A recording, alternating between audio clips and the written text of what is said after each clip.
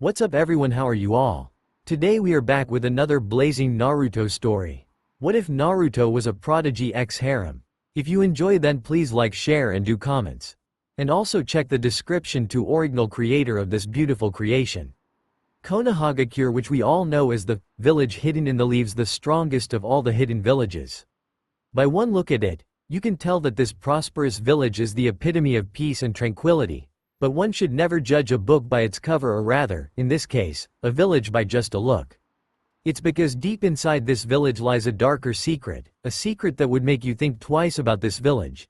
And it all revolves around a 4-year-old boy with shabby blonde hair, 3 whisker marks on each side of his cheeks and crystal blue eyes. You see, 4 years ago when the Kyuubi no Kitsune attacked Konoha and destroyed most part of it, the village's beloved Yondaime Hokage Minato Namikaze, who was famously known as the Yellow Flash, tried to stop the Kyuubi, but as we all know, the Kyuubi, or rather all the tailed beasts, in general, are a living manifestation of chakra. In short, they can't be killed, so the Yondaime Hokage did the next best thing he could think of. He sealed the Kyuubi in a newborn baby, and not just any baby, he was the son of Minato. Yes, he was the son of Yondaime Hokage and Kushina Uzumaki, who also went by the name of Red Hot-Blooded Habanero. Although Minato and Kushina died during the sealing process, their last wish was that their son would be deemed as the hero of the village for keeping the Kyuubi sealed inside him. But alas, the fate didn't work the way they wanted. Wait a minute, fate? I sound like Neji now. Anyways, Sarutobi Hiruzen, the Sandaime Hokage, took the baby and told the villagers that they are safe and the Kyuubi was sealed inside the baby, but didn't tell them about his heritage. What a genius. He thought, emphasis on the word thought, that the villagers would see the baby as a hero, just how Minato and Kushina wanted. Oh, how wrong he was. The villagers didn't see the baby as even a human. They thought it was the Kyuubi reincarnate, and their Yondaime Hokage wanted all of them to finish the job. So they tried to kill the baby. Sarutobi never predicted this. So much for the man known as the Professor, and was beyond enraged by their actions.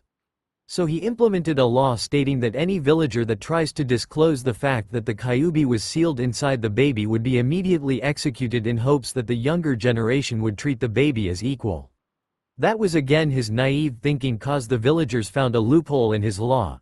Even though they couldn't tell their children about the baby, they still never allowed any interactions between him and their children. Oh. I just noted that I never gave the name of the baby, but hey, it isn't like you all don't know him. After all, he is the protagonist of his story, and also you all are reading a fanfic, so I expect you all know him. So back to the topic, Naruto, for all those who still didn't get his name, was never given a nice, cozy childhood. Instead, he spent it by living in worse conditions and later in life running from mobs. He was even thrown out of the orphanage at an age of 2. I mean, seriously, who throws a kid out of the orphanage on the streets at an age of 2? To survive in this hate-filled village, Naruto used to scavenge food and other necessities through trash or other wastes that people threw. All in all, he led a childhood that would break the minds of others and maybe even force them to commit suicide. To make the matter worse, when the mobs used to attack him, they usually rendered him in a state worse than death. Multiple bruises from getting hit by blunt weapons. Yes, they used weapons to attack him. Cuts and slashes that would usually kill a person, which included tearing open his body parts, sometimes even skin him so much that his bones were visible. In short, he was given the worst form of torture. While these were done on regular days, the 10th of October, the day when the Kyuubi was defeated and the day Naruto was born, these attacks took an extreme form, which included crucifixion of him. Yep, you read that right, breaking every bone in his body, trying to burn him alive, and even cutting off his fingers, toes and whatever, that resulted in Naruto screaming his lungs out. If it wasn't for a fox that lived inside him, he would have been dead long ago. It was ironic that the fox that made Naruto a bane among the villagers became his greatest boon. But today was the day which changed everything. It was the night of the 10th of October. The day that Naruto greatly despised, cause this day always meant the greatest torture session he comes across. For a 4-year-old, Naruto was highly mature and was able to think rationally and clearly. Although he never showed it, cause he had a gut feeling that it would result in him getting more attacks from the crowd, so he always put on a mask of happy, hyperactive child that was oblivious to the treatment the villagers were giving him. Currently, Naruto was hiding in an alley making sure that the coast was clear. Okay, let's see, all of them are busy in the festival, some even carrying pitchforks and torches. Ugh. There are way too many to make an escape. Okay. Calm down Naruto, you can do this, he reassured himself. He was wearing a trouser that had cuts in several areas and a neon orange jacket that screamed attention towards itself if it wasn't dirtied by the dirt on it. Inside his jacket we see a black t-shirt that was torn in some areas, showing that he was a bit malnourished after all. He never received a proper diet in his life. Naruto closed his eyes calmly, thinking and contemplating his options. Going straight through the crowd would be suicide. I can take the path that goes to the Hokage Tower, but considering today, the villagers would be guarding the path and there would be no chance in hell I'd be able to reach there. I can use some sort of distraction, but not everyone will fall for it, and I don't think so that I would be able to make such a distraction. Erg. Damn it, why does this day even come? As Naruto opened his eyes, he got quite frustrated that he wasn't able to think anything to escape from this alley. If only he was able to run and reach Training Grounds 44, or popularly called as the Forest of Death, he could avoid them all. Even though he was only 4 years old, the Forest of Death, that scared the shit out of even some Junins, became a safe house for him. Ignoring all the beasts and creatures that lurked in the forest, he was always greeted by a purple-haired kunoichi who kept her short, spiky hair in a fan-style ponytail. She wears quite revealing clothes, a fitted mesh bodysuit that covers her from her neck down to her thighs, a tan overcoat with a purple inseam and a pocket on each side, a dark orange mini-skirt, a dark blue belt, and pale gray shin guards. In addition to the typical forehead protector, she also wears a small pendant that looks like a snake fang attached with a thick black cord so that it won't fall off during fights. She has light brown, pupil-less eyes and a tall and slender frame for a 14-year-old. Her name was Anko. Her personality is what drew Naruto's attention to her. She is loud, stubborn, and prone to acting without thinking. Naruto's masked personality was based on her, and she was one of the few ones who knew how Naruto actually is. The others being the Hokage, Tuchi-san and Ayame-chan from the Ichiraku ramen stand, and the 3 ANBUs that guarded him, Inu, Neko, and Weasel. Yes, he knew the ANBUs guarding him. Naruto didn't understand it, but he knew that somehow his senses are much sharper than regular people. Nevertheless, Naruto always considered them all his precious people, since they didn't judge him like the other villagers and treated him the way a normal child should be treated. Although Anko had a quite unique way of treating him given her personality. She used to tease him with her body, expecting the reactions she wanted, but never got most of the time. Well, you can't blame him, after all, he's only 4 years old. Back to the present, Naruto knew that if he wanted to reach the Forest of Death, he would have to run past the crowd. After thinking for almost 6 to 7 minutes, he sighed in defeat. Well, time to test out how much I've improved in evading. Although I know it's a suicide mission, I gotta take the chance. After all, nobody is here to help me, he muttered to himself.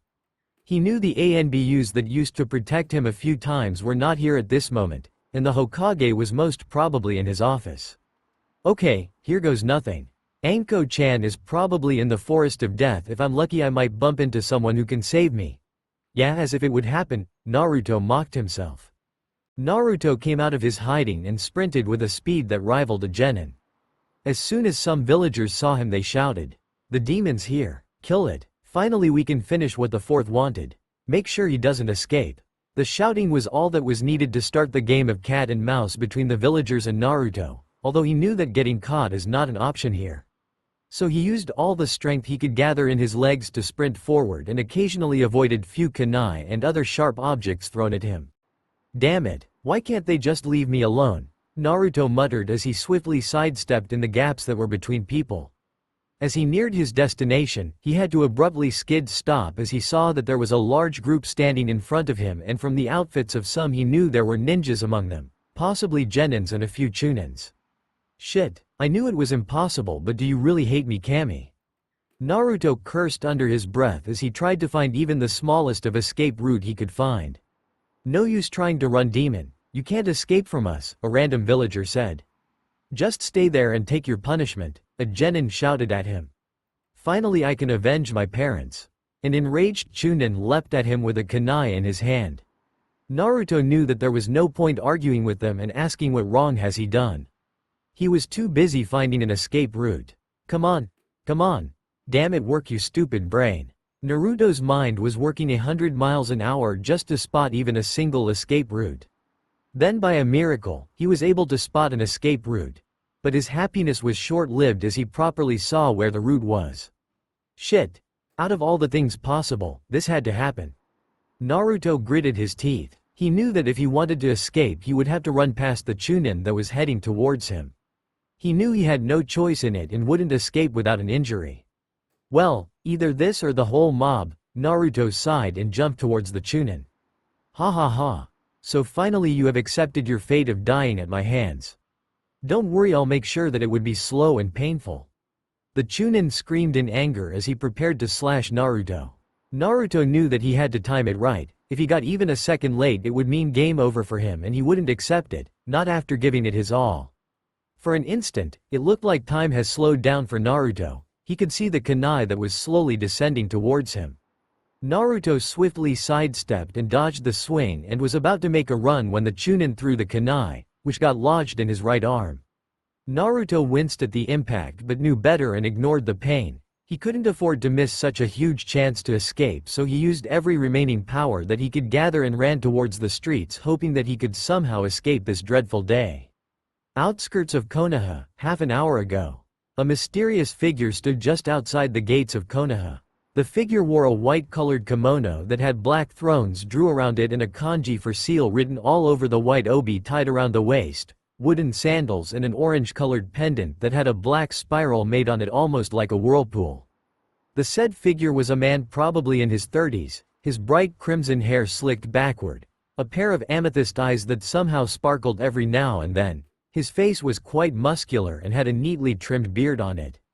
I really don't want to visit this cursed place again, but I heard they sell some awesome takoyaki during the Kyuubi festival. The man's eyes sparkled as he walked towards the gate. When he reached the gates, the two guards positioned near it stopped him and asked his purpose. He simply replied that he just wanted to visit the Kyuubi festival that was being held. The two guards gave him a bit suspicious look but a few moments later let him pass through. Do my clothes really look that much suspicious to them? The man wondered as he started walking towards the streets of Konoha. At present, Naruto was using all the strength he had to outrun the villagers, but somehow it wasn't going well if we take into account all the bruises that were currently on his body and a few kunai embedded on his back and right arm. Shit. They are slowly closing in on me and these wounds are not helping. At this rate, it would only take moments before they capture me, Naruto thought as he was breathing heavily. His wounds were slowly dripping blood, adding to his tiredness, and each movement he made caused the kunais to pierce him more deeply. He was in a world of pain as he was using whatever last force he could gather to outrun the mob that was chasing him. Take this, demon! A genin shouted and threw a kunai aimed for Naruto's leg. Naruto's state was already bad and he was in no condition for dodging, so he wasn't able to avoid the kunai, which pierced his calf and impacted his bones deep inside. This caused him to stumble and fall, which resulted in him skid on the ground due to his momentum.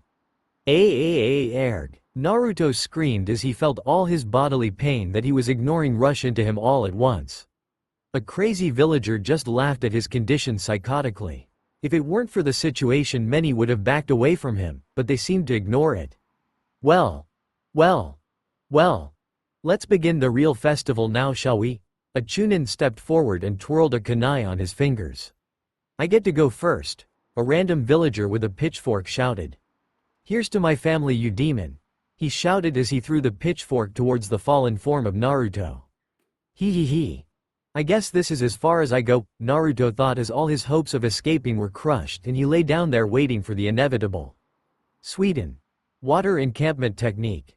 Before anyone could notice what happened, an enormous water wall formed between Naruto and the villagers. The pitchfork that was thrown got lodged in the water wall, but it couldn't pass through it. What the hell, where did such a huge amount of water come from? A Chunin that sounded flabbergasted upon seeing such a huge wall of water formed out of nowhere shouted. Phew. If I was even a second late, then maybe I wouldn't have been able to stop that pitchfork from piercing him. A voice came the side of water wall where Naruto was. A few minutes earlier, The stranger continued walking until he came to the area where the festival was being held.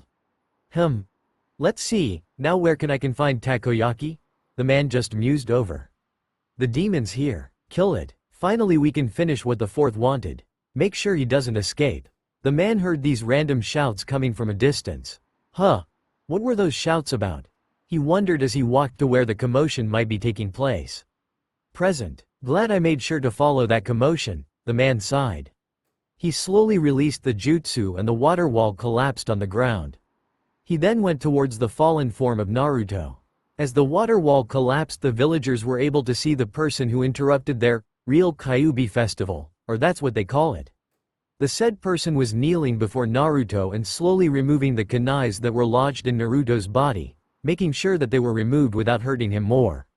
Naruto was in a state of confusion. While he couldn't see his savior, he knew that this person was not someone he has met before. Why is this person helping me? Was the thought Naruto had soon before he slipped out of conscious. The villagers weren't faring much better. They all had one thought: why is he helping the demon brat? The said person, after removing all the kunais from Naruto's body, picked him up bridal style. No, not in that sense. This allowed the villagers to look at the person clearly. Most of the females in the crowd were sporting blushes, looking at his amethyst eyes which sparkled a few times. The males, well, they weren't blushing, but something about the person demanded respect, as if he was from a high-class clan.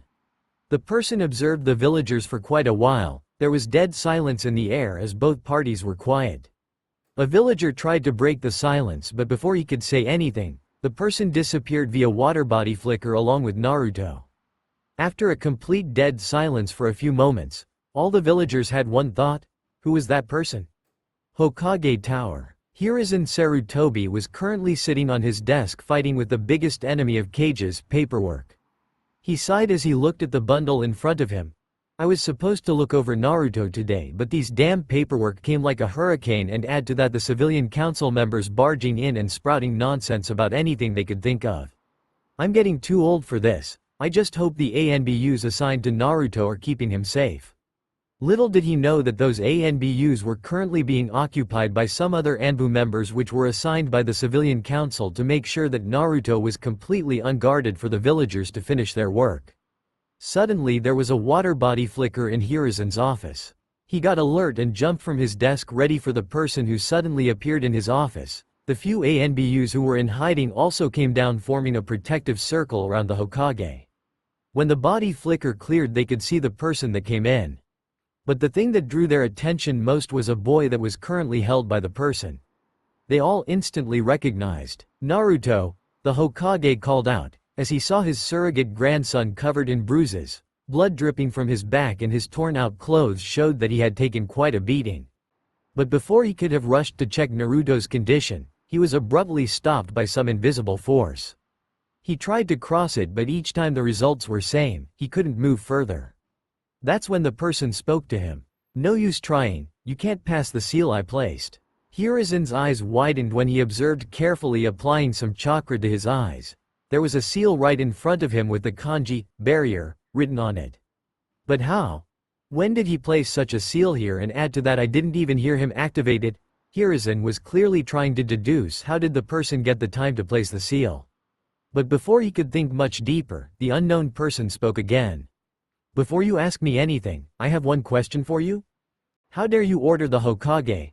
An enraged Anbu fumed, but before he could say any further, Hiruzen simply raised his hand, stopping him.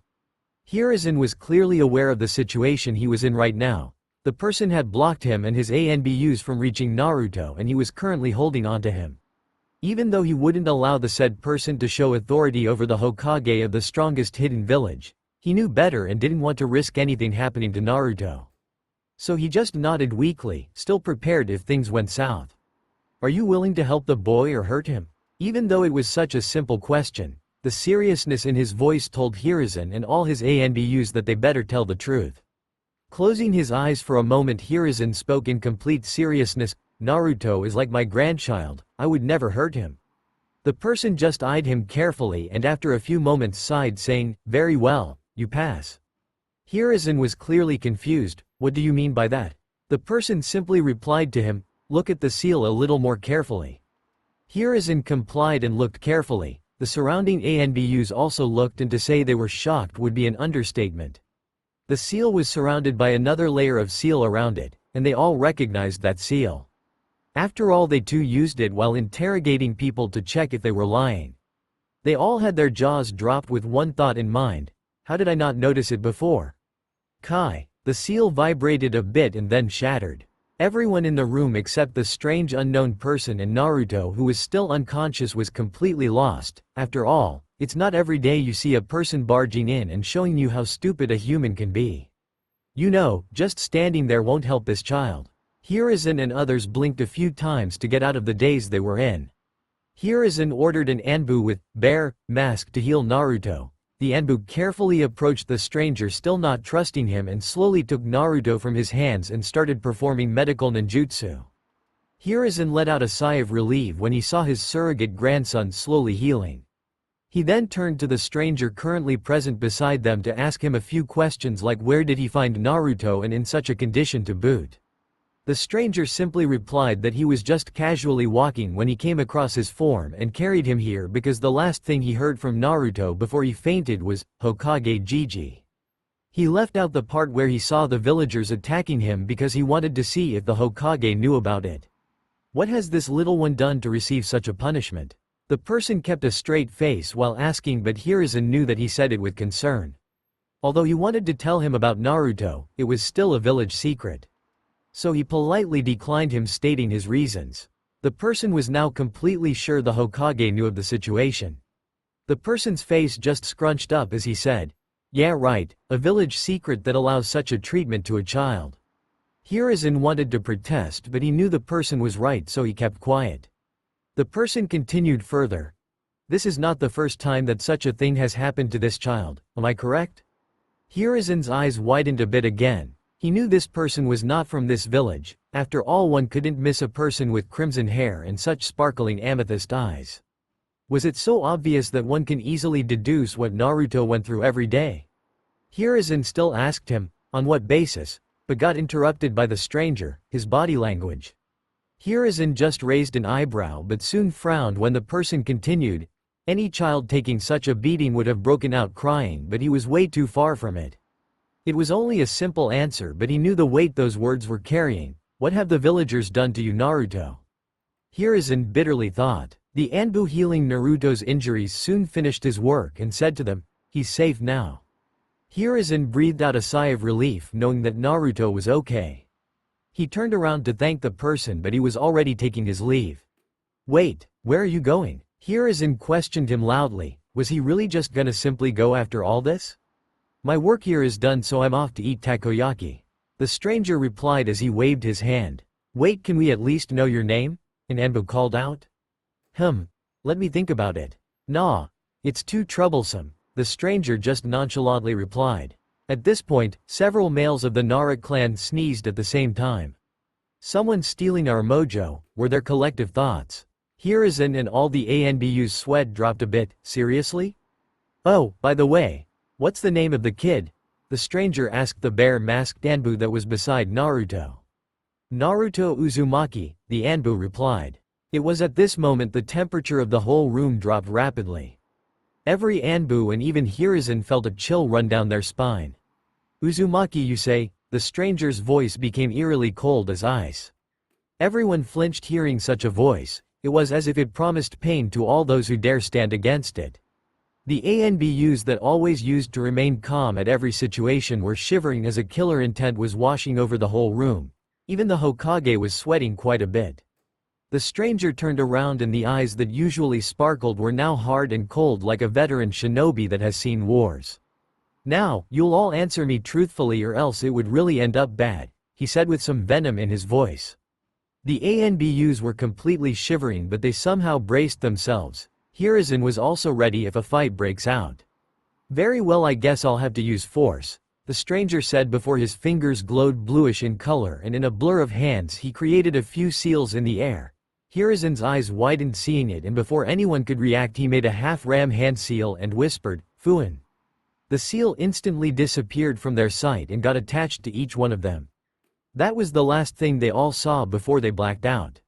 An hour later, Hiruzen groaned as he woke up. "What the hell happened?" he he muttered. He turned his head and saw all his ANBUs lying on the floor. You woke up already?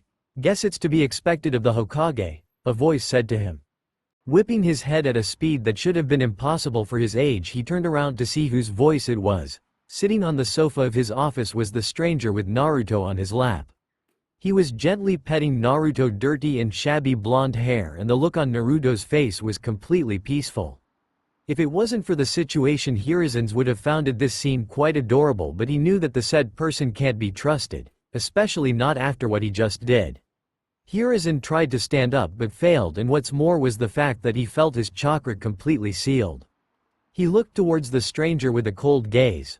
Why are you doing this, and what do you want with Naruto? His voice dripping with malice. Well, first, if you can relax, I won't hurt you or anyone else here, the stranger replied in a calm, collected voice. Why should I believe you? His voice still containing the same amount of malice. The stranger just smiled a bit. Well, you never had an ill intent towards Naruto and cared for him just like he was one of your own, so I've no reasons to hurt you. Hiruzen just raised an eyebrow on that. How did you know that? The stranger just sighed. I'll release the seals on you, but first promise me that you'll listen to me calmly. Hiruzen just took a calming breath. He knew that if the person wanted, he could have killed him while he was unconscious. Other than that, something about the person was giving him reassurance that he could trust him. Fine, I'll listen. But you had to explain to me what were those seals you put on us and how did you learn them? The only person who I know was capable of such feat was Mito-sama. The stranger just raised an eyebrow hearing that and again put his hand in a half-ram seal and said, Kai. The seal on Hiruzen shattered. He could already feel his chakra returning to him. Hiruzen slowly got up and brushed his robe. He then looked at the person again. He had a smile on his face as he slowly petted Naruto, who was on his lap. Hiruzen coughed on his hand to bring the stranger's attention towards him. Well, are you going to answer my question now? The stranger just smiled and said, still brushing Naruto's hair, well, you see, the seal, or rather seals I put on you all, were a simple sleep and memory reading one. Hiruzen was again a bit shocked. There were 2 seals on us? But how can he draw seals with such a speed? And not to mention drawing them in the air just like Mito-sama. But then it came to his attention that the person used a mind-reading seal on them. Hiruzen was about to say something before he got interrupted. Before you ask, don't worry, I didn't see any of your village's secret. I just wanted to know about Naruto.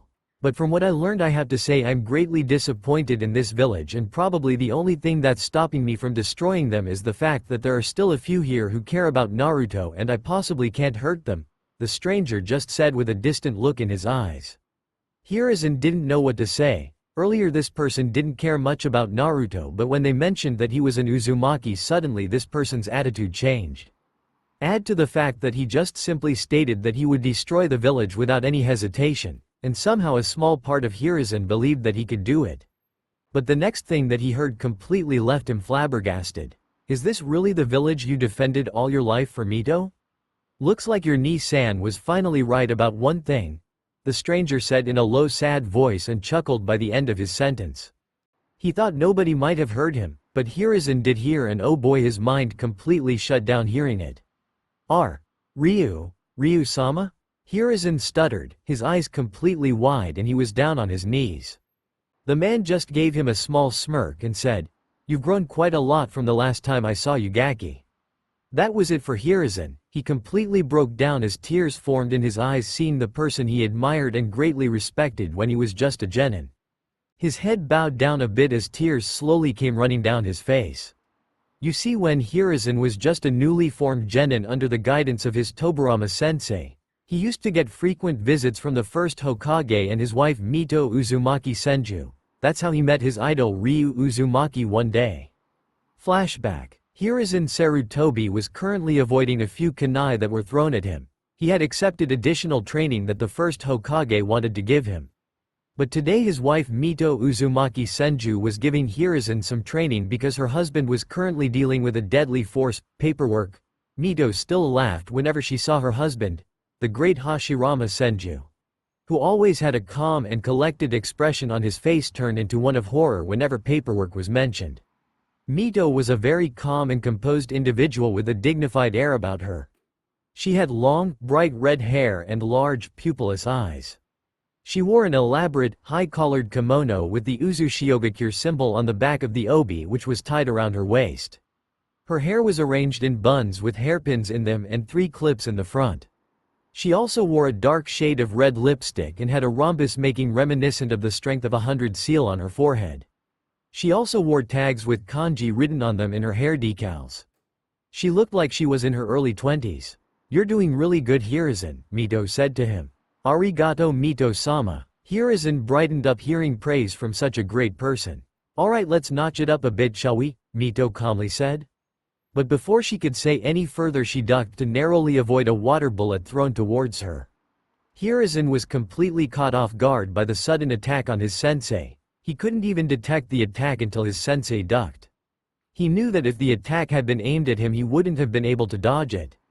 "Hiruzen, stay down and don't engage in combat." Mito's voice brought Hiruzen out of his trance, as he found a hiding spot and just laid low.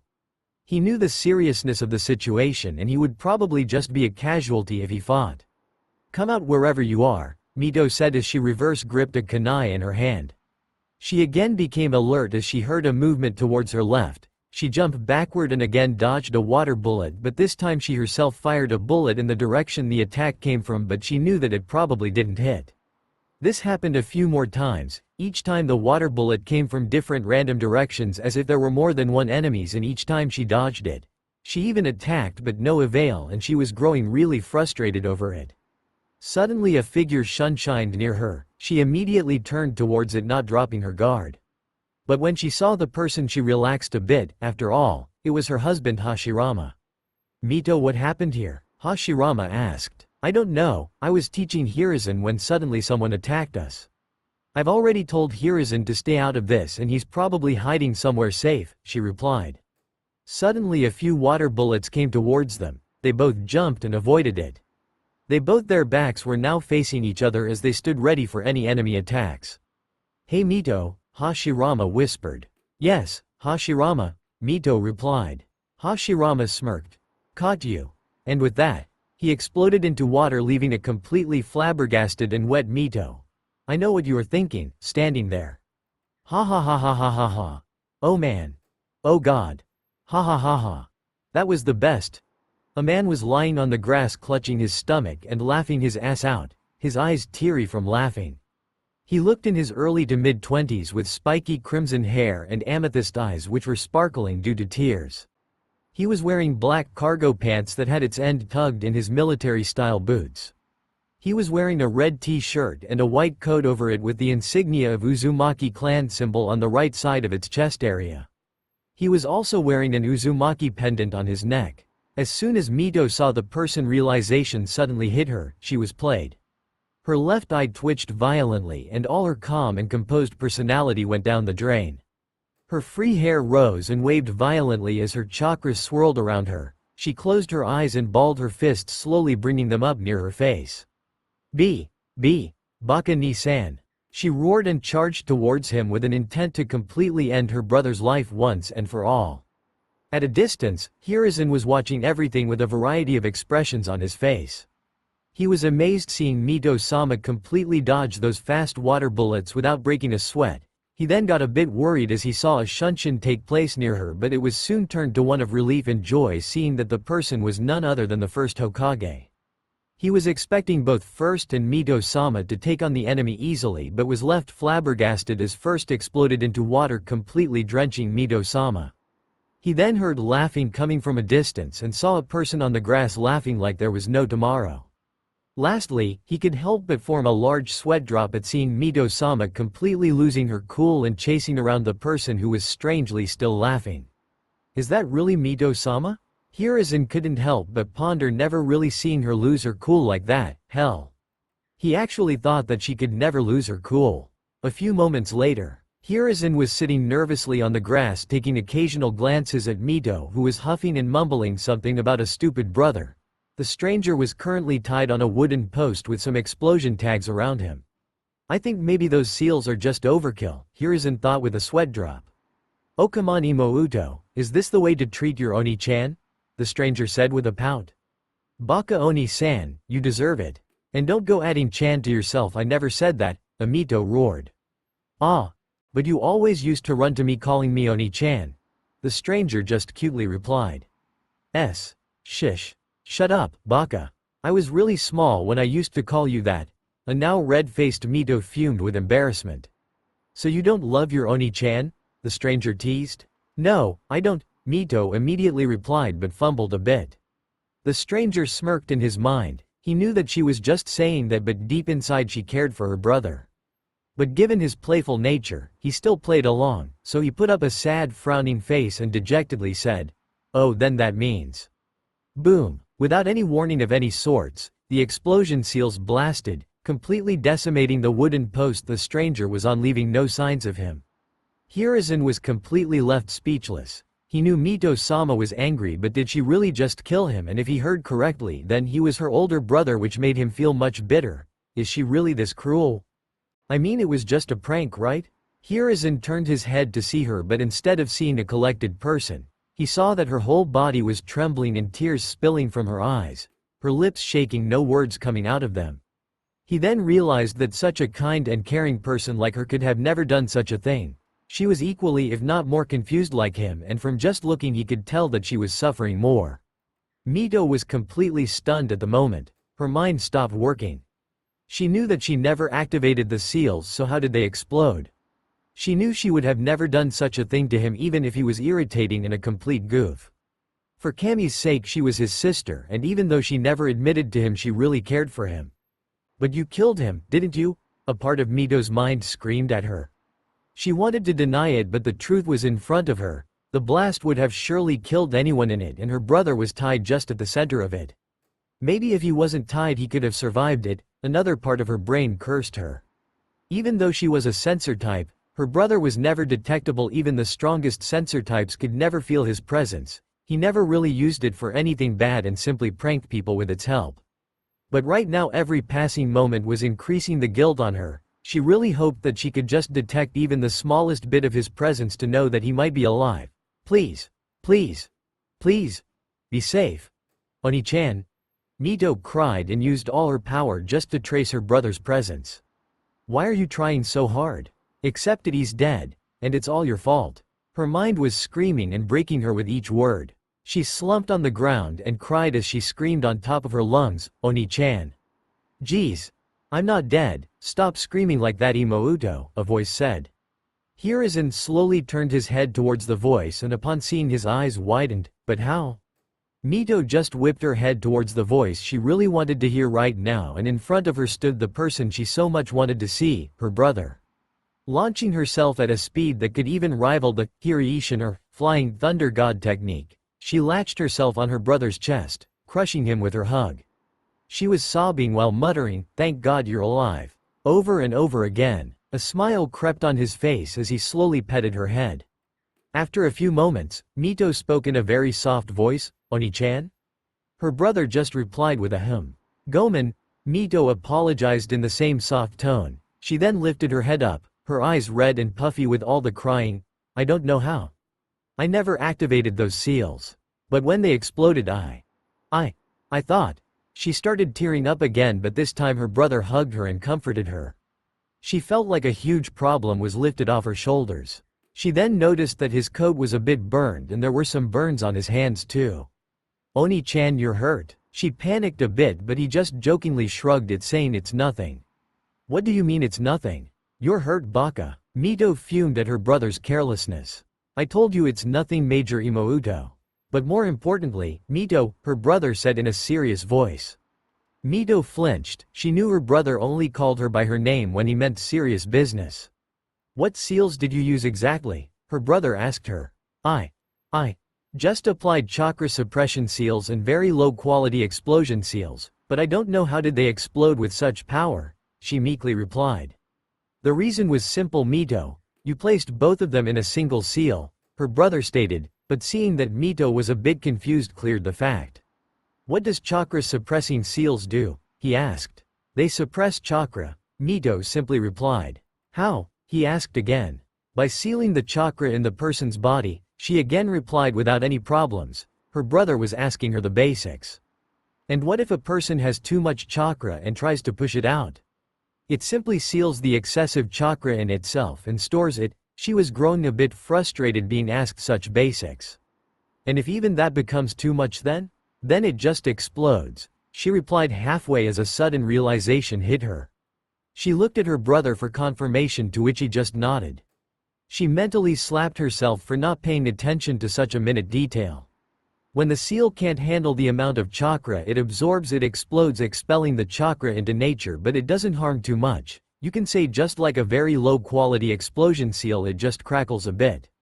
But in this case the excessive chakra didn't dissipate into the nature, rather it strengthened the explosion seal, which caused it to be able to explode like a low-level explosion seal. And keeping in mind that you placed around 6 tags around me, the result is in front of you, he said in a serious voice as he motioned to the blown-up wooden post in front of him. Luckily I substituted with a shadow clone that I created to prank you some more, but I guess the prank has to wait, haha, he added as he sheepishly rubbed the back of his head. Mito felt ashamed for not considering such a problem while drawing the seal and almost killing her brother, but couldn't help herself as she let a giggle pass through her mouth at her brother's antics. He's still thinking about pranking. Guess Oni-chan will always be Oni-chan. Just remember, Imouto, that Fuinjutsu is a branch where even the smallest mistake can lead to huge changes in the result. So always be careful while doing it, okay? He said, to which Mito just nodded with a huge smile on her face. Hi, Oni-chan. Both brother and sister were enjoying their reunion when the third person present there cleared his throat. They both turned and saw Hiruzen nervously standing there. Mito just got totally red-faced when she saw him. She really forgot that Hiruzen was even there with them, and now she showed him a side that she never showed to anyone else except her husband and her brother. She calmed herself down and tried to get back into her dignified personality. Her brother, on the other hand, was eyeing Hiruzen. So this is the brat that my Imouto and her tree-hugging husband are giving special training to. Mito-sama, who's this person? Hiruzen asked as he felt that they both almost ignored the fact he was even there. He is. Mito was about to reply when she was interrupted by her brother. I'm the coolest, the greatest, the funniest and the most handsome person you'll find in all of the shinobi nations, he said with exaggerated expressions and hand signs. He then stood up straight and pointing a thumb towards his chest he told Hiruzen, the name's Ryu Uzumaki, Gaki. Ooh. That rhymed quite nicely. I guess I'm a great rapper too. Bawahahaha. The now identified Ryu Uzumaki laughed proudly. Smack. Can't you just give a normal introduction, Baka? Mito said with an irritated expression as she smacked her brother's antics. Hiruzen was momentarily stunned. Wait a minute. Ryu Uzumaki, as in the famous Fuinjutsu Ryu. How could he not recognize him? He was the Fuinjutsu prodigy of the Uzumaki clan. The branch of Fuinjutsu had only 10 levels, and the person that achieved the 10th level was known to be a seal master. But the Uzumaki clan, which were famous for their additional 3 advanced levels of Fuinjutsu, made even the normal seal masters seem an amateur in front of an Uzumaki clan seal master. But right now the person standing in front of him was the prodigy of Fuinjutsu who had invented the 14th level of Fuinjutsu, and was known as the Fuinjutsu no Kami, literally meaning the god of Fuinjutsu. He was the one who taught this level of Fuinjutsu to most of the Uzumaki who could grasp this up. Among them was his most prestigious student Mito, always used to travel all over the shinobi nations, increasing his knowledge and creating new seals every now and then. What Hiruzen didn't know was that he and Mito were brother and sister. Hiruzen's eyes sparkled. Before his very own eyes were his idol. He always wondered about the person who taught Mito-sama.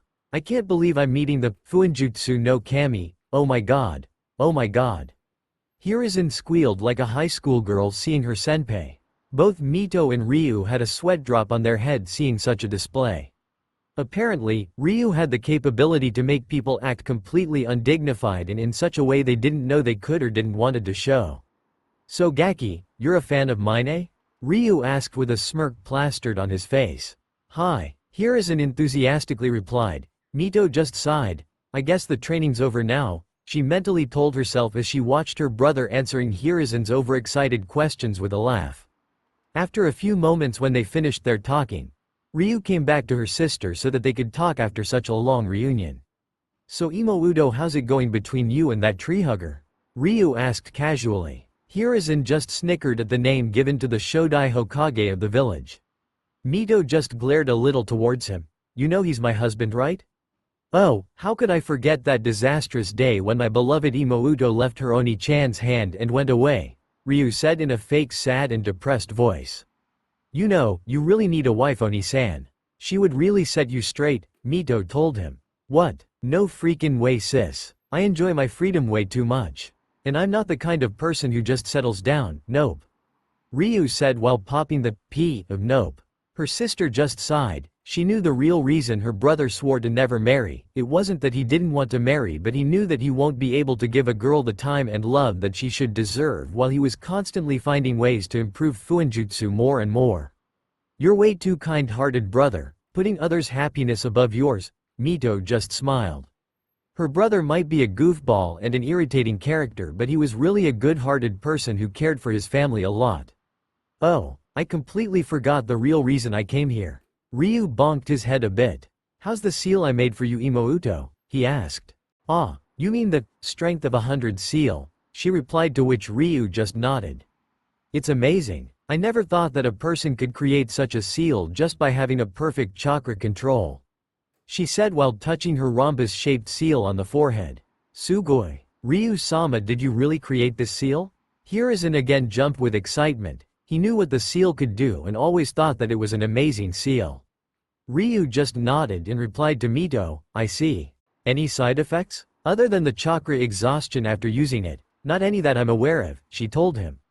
Alright then, guess it doesn't need any further work for now, Ryu just smiled. Ryu-sama, how did you come up with the idea of creating such a seal? Hiruzen asked, being the curious boy he was. Mito was also curious about it but never really asked her brother, so it was a good opportunity knowing it. Well, you know that people with perfect chakra control can do medical ninjutsu, right? Ryu asked, to which Hiruzen nodded. Perfect, that does half the job of explaining. You see, I always saw that people performing medical ninjutsu always had problems when they performed huge operations or surgeries, mainly due to the huge requirement of chakra to perform it. So once I was sitting in a small shop where I saw a small shinobi, most probably a genin, stuffing some food in his bag. When I asked him the reason, he replied that he was going on a mission and it would be a long one, so he was storing food so that he could use it during emergencies. That's when this idea popped in my mind. If a person can't increase his chakra reserves, then how about storing it and using for later purposes? So I got into making a seal that would be on a person's body, which will store the person's chakra in it gradually without harming the user. The almost immortality giving self-regeneration and humongous strength that came with it were just some additional twinks to the seal because I felt it would be cool. I also made sure that the seal could be easily made with perfect chakra control, Ryu explained while sheepishly rubbing the back of his head. Hiruzen and Mito were amazed. They thought that the strength and self-regeneration the seal provided were the main cause of making it, but now he just told them that those were nothing but additional twinks that he added just because he thought it was cool. They really had no words to describe his stroke of genius, although both of them had the same thought on their mind. He really is a prodigy.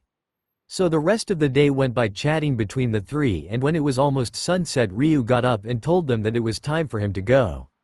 Mito asked that if her brother wanted to settle in Konoha, but he just declined, so, in the end, they just gave each other a hug. Hiruzen nervously asked Ryu, "Would you visit again, Ryu-sama?" And Ryu just ruffled his hair. "Damn right, Gaki, I will," he exclaimed with a smile, to which Hiruzen shot back with a bigger smile. Ryu used to visit them in some months and even years, but after the Second Shinobi War and the destruction of Uzishiokager along with all the Uzumaki, which included Mito, he was never heard or seen again. Hiruzen presumed that he might have died in the war, so when Kushina came to Konoha he treated her like his daughter, being the last Uzumaki, which in turn led to his grandfatherly affection towards Naruto. Flashback end. Hiruzen looked was tearing up on the inside. Right in front of him was his greatest idol that he thought was dead. All the while he was crying, he was thankful that all of his Anbu bodyguards were asleep and there was no one else in the room. After all, he couldn't show them such a sight of their village leader. After a moment, when he got much more emotionally stable, he asked Ryu. "Ryu-sama, where were you all this time?" I thought that you..." The tears in Hiruzen's eyes started welling up again. "That I was dead?" Ryu softly spoke, to which Hiruzen nodded. "I can't blame you for thinking like that, Hiruzen. I guess I just wanted some time alone after the destruction of my clan, Ryu said as he gritted his teeth in anger. Hiruzen knew that it must have taken a huge toll on Ryu to find his whole clan wiped out. Somehow Hiruzen partly blamed himself. If only our forces would have reached earlier, maybe we could have avoided it. You shouldn't blame yourself for it, Gaki. I know that you did what you could, Ryu assured him as if reading his mind completely. But that didn't do anything. I couldn't save anyone. Not even Mito-sama. Hiruzen blamed himself for failing to save her. But you saved this boy's mother, didn't you? And you also took care of this boy when she died. Ryu reassured him with a small smile. Hiruzen looked at his idol with wide eyes. He lost all of his family members, including his sister he loved so much, and had every right to blame him for their deaths. Yet he was completely calm and composed and didn't blame him. If Hiruzen's respect for him wasn't enough, it was increased even more now. It seemed that during the time span he grew out of his childish behavior into a calm and dignified person. Although he didn't look as if age took a toll on him, must be due to Ryu-sama's fuinjutsu. It's not hard to imagine him doing such an impossible task, Hiruzen thought. Hiruzen, can I ask something from you? Hiruzen's eyes widened at the question. Of course. You can take whatever you want, Ryu-sama, he answered diligently. After all that has happened, this is the least he could do to lessen the guilt. I want Naruto, Ryu stated. Hiruzen froze for a moment. It wasn't that he didn't expect him to take Naruto with him, after all he's his family, but his grandfather instinct still bugged him a little. It's not that I don't approve of it, but why Naruto, Ryu-sama? Ryu just sighed and looked at Naruto's sleeping form. I'm finally ready. Ready for what, Ryu-sama? Hiruzen asked, now a bit curious about it. All I've done in life was to make fuinjutsu better and better. I even ignored my family for its sake, thinking that I'm doing them good by improving what we're good at, and its result was that I wasn't there when my family needed me the most. If I was there, maybe things would have been different, he said while gritting his teeth a bit, but now I won't repeat the same mistake twice. I'll make sure Naruto learns the way of Uzumaki and becomes the heir to my legacy. Now, this statement blew Hiruzen's mind. He never expected this. Ryu-sama teaching Naruto and making him the heir to his legacy would make him a force to be reckoned with. I'll not only teach him the 15 levels of fuinjutsu, but he'll also learn the infamous 16th level of it, Ryu said with a small smirk. Hiruzen's eyes went wide as dinner plates. 16th level, he screamed. He had surely heard that Ryu created the 14th and 15th level of fuinjutsu, which he taught to many Uzumaki and even Hiruzen. Although he could only learn till level 13, as the ones created by Ryu were apparently harder than one would expect. But now he was telling him that he created another level in it. Well, yeah, I mean, you seriously didn't think I was doing nothing all these years, do you?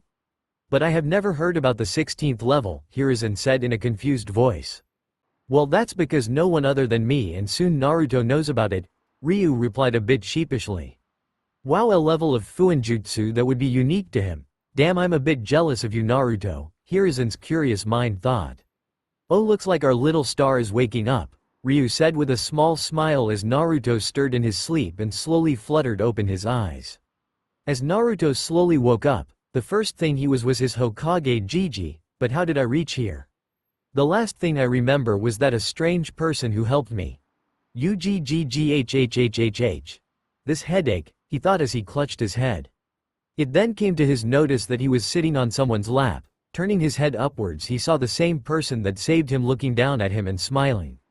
He then turned towards his Hokage Gigi and asked him, Gigi, who's he? As he pointed his thumb in the backward direction. Hiruzen wanted to scold Naruto for not behaving respectfully when Ryu just laughed at his antics and replied to him, I'm your present, Naruto. Naruto looked at him with confusion on his face and asked, present? It's your birthday today, isn't it, Naruto? Ryu asked, to which Naruto replied with a nod. So your Hokage Gigi here asked me to train you into a shinobi, Ryu said with an eye smile. Naruto beamed up at that and asked his grandfather figure, really, Gigi? Will this person really train me so I can become a ninja? Hiruzen just looked towards Ryu for confirmation, to which he nodded, so he just sighed and told Naruto that it's true. Naruto excitedly jumped towards Hiruzen while repeating thank you all over again. He then faced Ryu and asked, what's your name, mister? My name's Ryu Uzumaki, but you can just call me Ryu-sensei, he replied with a smile. You, Uzumaki. Naruto's eyes widened at the thought of seeing a person with the same family name as him. Ryu saw this and instantly recognized that expression, so he just cleared his doubt. It is exactly what you are thinking, Naruto. I'm from the same clan you belong from, and don't worry, I'll teach you all about our clan from its history to its techniques.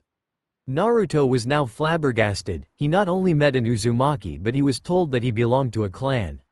He wanted to ask more about it, but Ryu just raised his hand and said in an authoritative tone, "The questions can wait, Naruto. But right now I want you to pack up your belongings because we are leaving in an hour." And with that said, he shunshined with Naruto to the location towards Naruto's apartment, which he learned from Hiruzen's memory. After they left, Hiruzen just sat there sighing. "Looks like things are now getting better for you, Naruto," he said with a smile. His head turned towards his sleeping forms of ANBUs. "I'm getting too old for this." When they arrived at Naruto's apartment, Naruto quickly went towards his room to pack up for the trip as instructed by his sensei. Ryu followed him slowly, taking in the condition of the house Naruto lived in. Even though he had seen everything in Hiruzen's memory, he still felt angry seeing it in person. The walls of his apartment were stained with writings such as, "Die Demon, Go Away Monster, Kill Yourself," and many other curses that a small boy should never read or hear at such an age. So much for being called as the greatest of all the hidden villages. They are nothing but a bunch of child beaters. Tisk. If it wasn't for those who still loved Naruto for what he is, I would have stuck high-quality explosion seals on every house present in the village. Ryu just fumed in his thoughts. A little later, Naruto came back with a small backpack that was in a very bad condition with cloth patches sewed on it.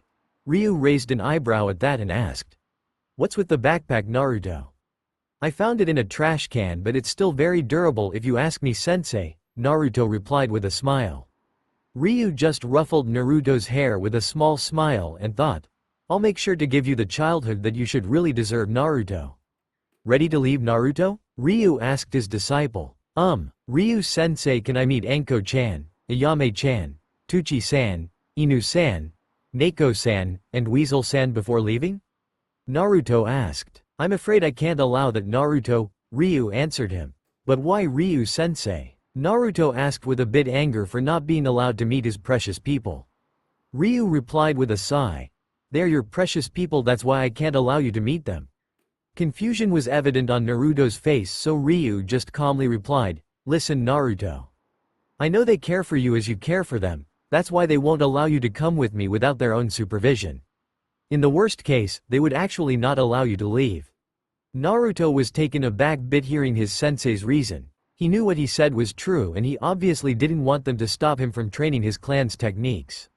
Naruto was in a dilemma at the moment. On one side he wanted to go, but on the other, he didn't feel good leaving without telling them.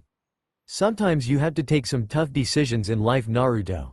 Life doesn't always go the way you want it to, Ryu said in a fatherly tone. And don't worry, by the time we are done with your training you would have the power to protect your precious people. He finished it with a smile, knowing Naruto wanted this the most. Naruto just looked up at his sensei with wide eyes and a big smile. Really? You betcha. Ryu replied with a warm smile. Alright then, lead the way, Ryu-sensei. Naruto exclaimed with a huge smile on his face. He actually didn't remember the last time he felt this much happiness. Ryu just smiled at his antics and they both disappeared via Shunshin. Hokage Tower. In the meantime, Hiruzen was currently sitting on his desk sighing as three of his Anbu, namely Inu, Neko, and Weasel along with a 14-year-old Anko, was opposite to his desk arguing about Naruto.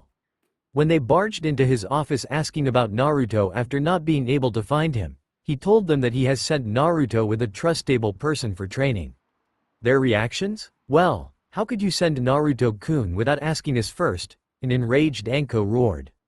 "Anko-chan, calm down, we know that you are mad, but you are talking to Hokage-sama right now," the Neko-masked Anbu replied.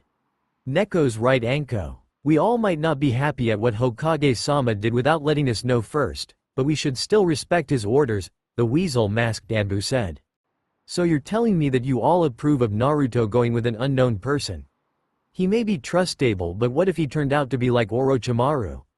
Anko was disgusted by her former sensei and she feared that Naruto might suffer similarly. "Now Anko, The Neko-masked Anbu tried to assure her, but she was interrupted when a sudden killer intent washed over them. "Don't you dare compare Ryuu-sama with that traitor," Hiruzen said with venom dripping in his voice. "He can tolerate many things, but someone disrespecting his idol isn't one of them." Everyone present in the room visibly tensed at such an outburst from the famed Kami no Shinobi. When Hiruzen calmed himself and lowered his killer intent a little, Enko gathered up her courage and asked him, "Are Ryu-sama?" Hiruzen sighed at the slip of tongue in his outburst and knew that there was no way in hell he could escape without telling them the truth. After all, if the Shinobi no Kami called someone Sama and made such an outburst for insulting the person a little, then the person has to be someone of really high standards. "What you heard is correct, Anko. The one I send Naruto with is a person I greatly respect, and he's even stronger than what I was in my prime time." As soon as he said that, everyone present had their eyes as wide as dinner plates. They couldn't believe what they just heard. A person stronger than the Shinobi no Kami, even in his prime time. Just who is this Ryu-sama, were their collective thoughts. Outskirts of Konoha, Ryu was walking along with Naruto when he suddenly sneezed. "Looks like Hiruzen just blew up my cover," he thought with a small smile, since he expected such a possibility. Naruto was walking ahead with a huge smile plastered on his face when he suddenly turned around and asked, Ryu-sensei, can you tell me about the Uzumaki clan? Are we a great clan like the Uchiha and Hyuga? In which nation is our clan located? And when will I meet the other members of our clan?"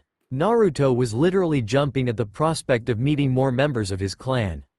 Ryu had a sad smile on his face. On one hand, he was happy that Naruto was so eager to learn about their clan, but on the other, he didn't know how will Naruto take in the news of the destruction of his clan. So Ryu just sighed, deciding to start from the beginning. The Uzumaki clan was a prominent clan in Uzushiokager. Ryu started but was interrupted by Naruto asking in a confused manner, "Village hidden by whirling tides?" "Yes, Naruto. It was the shinobi village of the Land of Whirlpools," Ryu answered.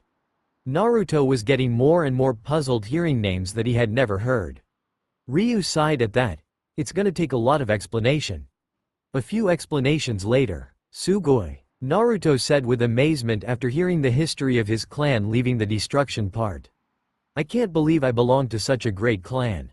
A clan feared for its great mastery in Fuinjutsu. And what's more, the first Hokage's wife was also an Uzumaki, and not just any but your little sister," Naruto said to Ryu while beaming with pure happiness. After all, it's not every day that you learn that you belong to really great clan that founded Konohagakure along with the Senju clan.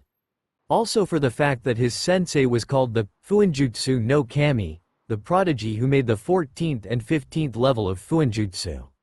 But after a while, something clicked in Naruto's mind. Sensei. You told that you were the elder brother of Mito-sama, but you don't look that much old?" Ryu gave him a sad smile at that and undid his kimono so that the upper body was visible. Naruto was shocked to see that his torso was completely covered by an array of seals, which made it look like his torso was painted black. Sensei, what's all this?" Naruto said with a shaking finger pointed at his torso. "This is my greed, Naruto," Ryu replied as he slowly put back his kimono. "What do you mean, sensei?" Naruto said with a confused look. "It is exactly what you heard, Naruto. I'm an irregularity. I was so much into improving Fuinjutsu that I didn't want old age to take my life. I searched every nation, every village and even clans just so that I could find a way to never age. In the end, I finally succeeded and gained immortality," Ryu told Naruto with disgust in his voice. "But I never realized that this would be nothing but a curse to me," he finished while gritting his teeth. "But isn't gaining immortality a great thing, sensei?" Naruto asked, not seeing anything bad in it. "It isn't a great thing, Naruto. Escaping your own death doesn't come without a price. And gaining immortality carried a huge price for it," Ryu said with sadness evident in his eyes. What price, sensei?" Naruto was now getting scared hearing all this. 1,000 human sacrifices," Ryu answered while clenching his fist and getting disgusted by himself just by saying it. Naruto's eyes widened hearing it. His sensei that he had started respecting so much in such a short time had done such a thing in his past. He didn't know if he should be disgusted with him or not. But he knew one thing, that his sensei was clearly regretting what he did, since he could clearly detect a huge amount of negative emotions. Another thing Naruto learned that he could do, his sensei was emitting, which was directed towards himself. So he just closed the distance between both of them and motioned his sensei to bend down. Ryu hesitated for a moment, but after a while bent down, and when he came face to face with Naruto, he was suddenly taken aback by his student hugging him while consoling him. To say Ryu was surprised would be an understatement. He was expecting many reactions from Naruto, but this wasn't one of them. "Why are you comforting me, Naruto? Don't you feel disgusted by the fact that I took 1,000 innocent lives just so I can never age?" Ryu asked him with weakness in his voice. "You are just seeing it with a one-sided view, sensei. I can clearly tell that you are regretting every single moment of your immortality, and the fact that you had to watch people close to you die while you never aged. What you did was clearly wrong, but what you make of your mistake now is what really matters. Like it or not, even though you are my sensei, you still belong to the same family as me. And family always forgives one another." "Nay," Naruto told him with a huge fox-like grin that radiated happiness. Ryu was momentarily stunned at such a display of affection. He knew that Naruto was highly mature for his age, but he never thought that he could even make an immortal person feel like a kid being comforted by his parents. So he just returned the hug as he steeled himself and took an oath, "You have a real kind and forgiving heart, Naruto. I'll make sure that your name shall be remembered throughout history and never forgotten. This is the promise of Ryu Uzumaki to you." After their touching moment, they soon came across an uninhabited forest with a big lake inside it. Ryu motioned them to stop. He then made around 10 shadow clones without any hand seals, and soon they all started writing some complex array of seals, creating a large boundary covering the perimeter of the whole forest.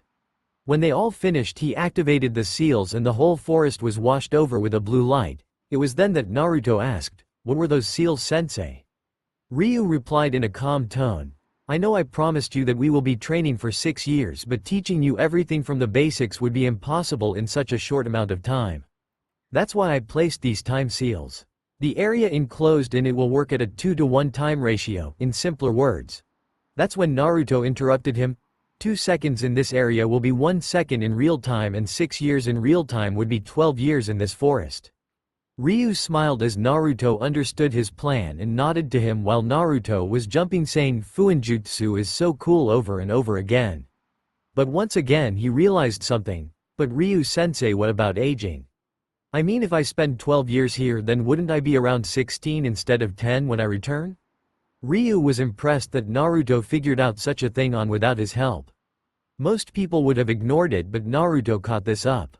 If he continues to see every detail in seals like this, then I have no doubt that he will even succeed me.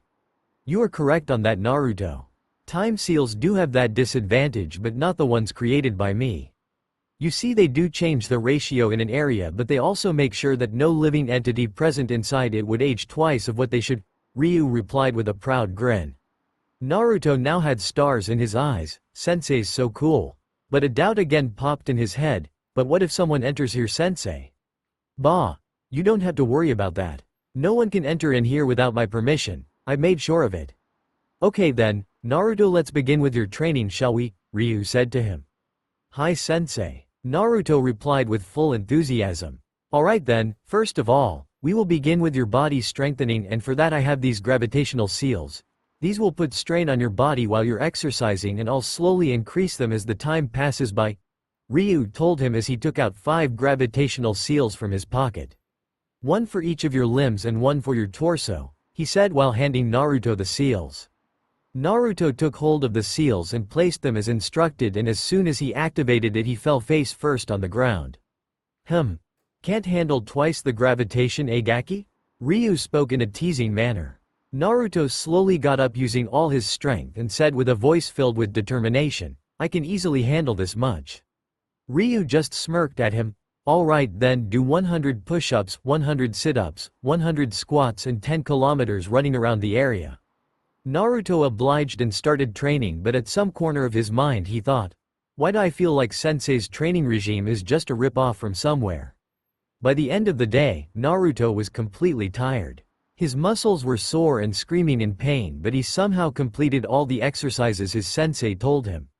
Very good Naruto, now have your dinner and take some rest after it, Ryu told him as he unscrolled a tent and some food.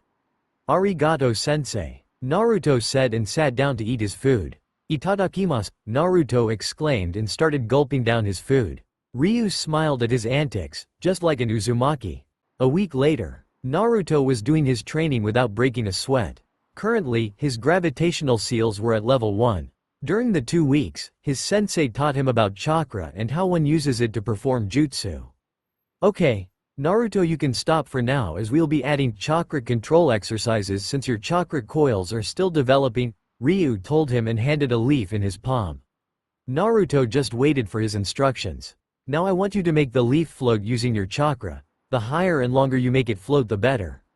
We'll then move on to other exercises such as tree walking and water walking, Ryu said. Naruto had seen many shinobi in Konoha perform these exercises, so he didn't question and started doing the exercise. A month later, currently, Naruto was walking on water while balancing a kunai on the fingertips of both his hands. Naruto was learning things at a very rapid rate. His chakra control was rivaling a chunin and his gravity seals were currently at level 3. Even Ryu was worrying a bit seeing Naruto's growth, and people said I was a prodigy. I thought chakra control would be difficult for him, keeping in mind not only the huge amount of chakra we Uzumaki have but also the fox residing in him. Even Mito had to work harder than him to perfect her chakra control again when she became the fox's Jinchuriki. During the 2 months of training, Ryu found out that Naruto was a kinesthetic learner, which meant that Naruto learned things faster when doing it physically rather than mentally. After completing the water walking exercise, Naruto said to Ryu, "I'll be heading for my body strengthening now, sensei." Ryu caught the change in his tone like something was bugging him. "Is there something you want to talk about, Naruto?" Ryu asked with a big concern in his voice. Naruto just sighed as he turned towards his sensei. He knew he couldn't lie to him, so he just told him what was bothering him. "I have a feeling that you didn't tell me everything about our clan. Like you are hiding something from me. And why do you feel like that, Naruto?" Ryu questioned him with a raised eyebrow. "Well, what you told me about our clan was before the Second Shinobi World War. But you never really tell me anything about our clan during the war or after it." Ryu was a bit stunned at this. He never expected that Naruto would find out that he didn't tell him everything about their clan. Looks like not only his muscles and chakra control has improved but also he is getting smarter and is gaining a more analytical mindset. "Very well, I think he's ready to hear all about our clan." "Your assumption is right, Naruto. I didn't tell you the whole story about our clan. Since everything changed during the Second Shinobi World War," Ryu said with distant eyes as Naruto sat down to listen to the full story about his clan. "During that time I had recently gained immortality and was brimming with joy to uncover deeper secrets about Fuinjutsu. The war didn't interest me as I was too busy to pay attention to it, and I knew that my clan will easily handle anything. What I never predicted was that there would be a combined attack from Kumogakure, Iwagakure, and Kirigakure on our clan. Our clan was outnumbered by a huge margin. For every single Uzumaki there were 100 enemies." Hearing this, Naruto's eyes widened. Even though he had never gone to war or had never fought with a shinobi before, he knew that fighting with such a large disadvantage is nothing but suicide. He was already breaking up on the inside, knowing that the result of the war was not good. The war waged on for 3 days continuously, but alas, our clan lost, which resulted in its destruction. Ryu finished it with sadness evident in his voice. Naruto wasn't faring any better. He was just told that the clan he so much wanted to meet was already destroyed. All his hopes for meeting his clan, his family, were completely turned to dust. Tears were welling up his eyes. He wanted to cry, but he can't show weakness here. Ryu saw that Naruto's hopes were completely crushed, so Ryu just told Naruto something that lifted his spirits up. Ryu saw that Naruto's hopes were completely crushed, so Ryu just told Naruto something that he hoped would lift Naruto's spirits up. "Even though our clan lost, they still did a good number on the enemy. We decimated about 85% of them and the remaining ones fled once the reinforcements from Konoha came," Ryu said while feeling proud. Even though his family lost that day, they still lived up to their reputation of the most feared clan in all of the shinobi nations. And just like Ryu hoped, it worked like a charm on Naruto. Even though he was sad that his clan was destroyed, he felt immensely proud knowing that they still did a huge number on them despite the disadvantage. My clan is really badass, he thought with a giggle. Hey, Naruto? Ryu asked with his eyes fixed at a distance. Yes, sensei? Naruto replied with a weak voice. Do you hate all those villages that destroyed our clan or Konoha for not reaching there on time or even me for not being there when our clan needed the most? Ryu asked. He knew that he shouldn't be asking about such things to Naruto. He's only a 4-year-old for Kami's sake. But Ryu wanted to know just what his disciple was thinking because he would never want Naruto to walk a path of hatred. Naruto was completely silent, he had his eyes closed and was currently in deep thought. Ryu didn't say anything either, he knew that Naruto needed time to think it through. After a few moments, Naruto slowly opened his eyes and with a long sigh, he started, honestly I don't know about it. Although I'm angry with them and even with you a little bit sensei. But it's all in the past now and with time comes changes. People change, sometimes for the better and sometimes for the worst, but that doesn't mean that we should just judge them without understanding about their situation first. There is always more than what meets the eye, just like you sensei. I know that you might have made some mistakes in the past but you changed and repented. So I guess others also deserve another chance. And it's not like my whole family is gone, there might be a few that escaped and are hiding. I just have to find them. Ryu just shook his head smiling. Such a mature mind at such an early age. You really are the biggest prodigy I've ever seen, Naruto. I guess the time's right now. Come on Naruto, time for you to meet an old friend of mine, Ryu told him as he started walking back to their tent. Naruto seemed a bit confused at that but followed. On the way, Ryu told Naruto about his parents and to say that he was shocked would be an understatement. After all, you are not told every day that your father was the Yondaime Hokage and your mother was feared by the alias of Red Hot-Blooded Habanero. When they reached their destination, Ryu asked Naruto to sit down in lotus position and start meditating. Naruto simply obeyed him and started meditating. Ryu did a few hand seals at the moment which resulted in his whole body to glow blue in color. He then sat in lotus position near Naruto and closed his eyes entering Naruto's mindscape. Naruto's mindscape. Naruto opened his eyes to find himself in some sort of dimly lit sewer with knee-level water. He didn't panic but calmly took in the surroundings to find some sort of clue to where he is. He noticed that there were 2 types of pipes spread around the walls. One was a blue pipe and the other was an orangish-red one. He also took notice that the orangish one was a bit thicker than the blue one, so this is my mindscape. I didn't expect it to be this dirty. The blue pipe should be representing my chakra, but what does this addition pipe represent? Naruto slowly went closer towards the orangish one and started to feel a malicious aura coming from it. Is this the hate I have against the villagers? But I never heard emotions taking form into some sort of energy. It feels more like an additional chakra reserve in my body. But if it is, then where did it come from? Naruto slowly reached his hands to touch the pipe but was stopped when someone grabbed his hand. You're still not ready to harness this, Naruto. So I advise you to not touch it until then, Ryu said to him as he slowly let go of Naruto's hand. Do you know what this is, sensei? Naruto asked Ryu while pointing his finger towards the orangish pipe. It's the chakra of your soon-to-be friend, Ryu said to Naruto and started walking further down the sewer. Naruto grew confused at what his sensei told him, soon-to-be friend. As they started walking further, Ryu asked him to light up the place. Naruto concentrated a bit and the dimly lighted sewer was now quite bright. Soon they both stopped in front of a huge steel gate with a seal on it. Ryu looked from the corner of his eyes to check Naruto's reaction and he was very proud of him. Naruto was not panicking at all, instead, he was calmly standing like it didn't affect him at all. Ryu went forward and banged the steel frames. Soon they both heard a heavy voice that shook Naruto's mindscape a little. Who dares disturb my sleep? Naruto's eyes widened hearing another voice inside his mindscape. Ryu smiled a bit and walked towards a corner saying, good luck, Naruto. Naruto didn't have time to reply as he saw a giant figure slowly getting close to the steel gates.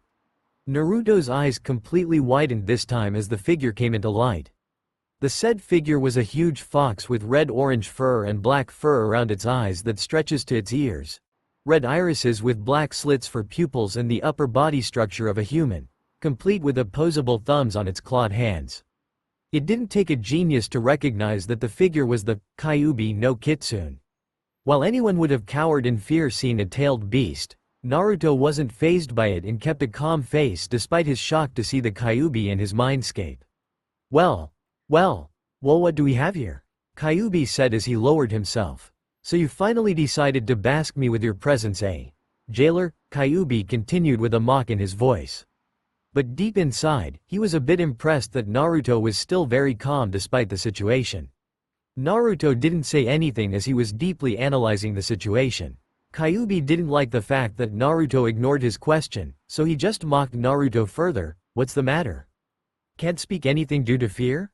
Naruto still didn't reply and it just angered the Kyuubi. Don't you dare igno. Arigato. Naruto spoke in a soft voice. Now, Kyuubi would have made a ruckus for getting interrupted during his outburst. But he was currently confused at the words Naruto spoke. Why are you thanking me? I never did anything for you. Kyuubi spoke with a big confusion. Naruto just shook his head and said in the same soft voice, you just say that. If it wasn't for you then I might have died several times from the village attacks. Naruto finished with a bright smile on his face. The Kyuubi just raised an eyebrow upon hearing it.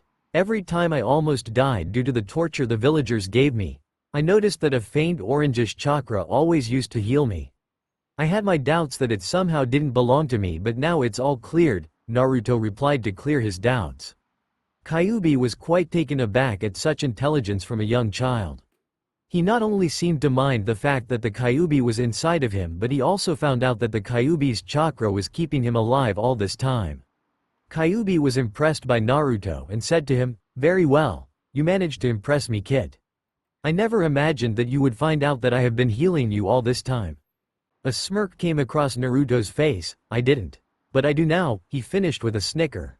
Kyuubi's eyes widened at that. He then realized that Naruto never mentioned that Kyuubi was deliberately healing him. A grin formed on his face as he spoke, never has anyone tricked me with just words during my whole life. You have gained my respect, kid. I, the great and cunning Kyuubi no Kitsune, acknowledge you. Naruto felt satisfied that he did what his sensei might have planned, and soon enough his sensei did make his appearance. Did you really have to be so difficult, Furball? He's just a child, Ryu said in a deadpan voice.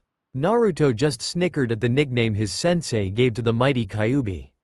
Kyuubi had his eyes wide when he saw the third person make his appearance. Ryu? But how? You should be dead, or rather a senile old man. Not a mature young man. Kyuubi spoke with confusion evident in his voice. Ouch, you really hurt me, Furball.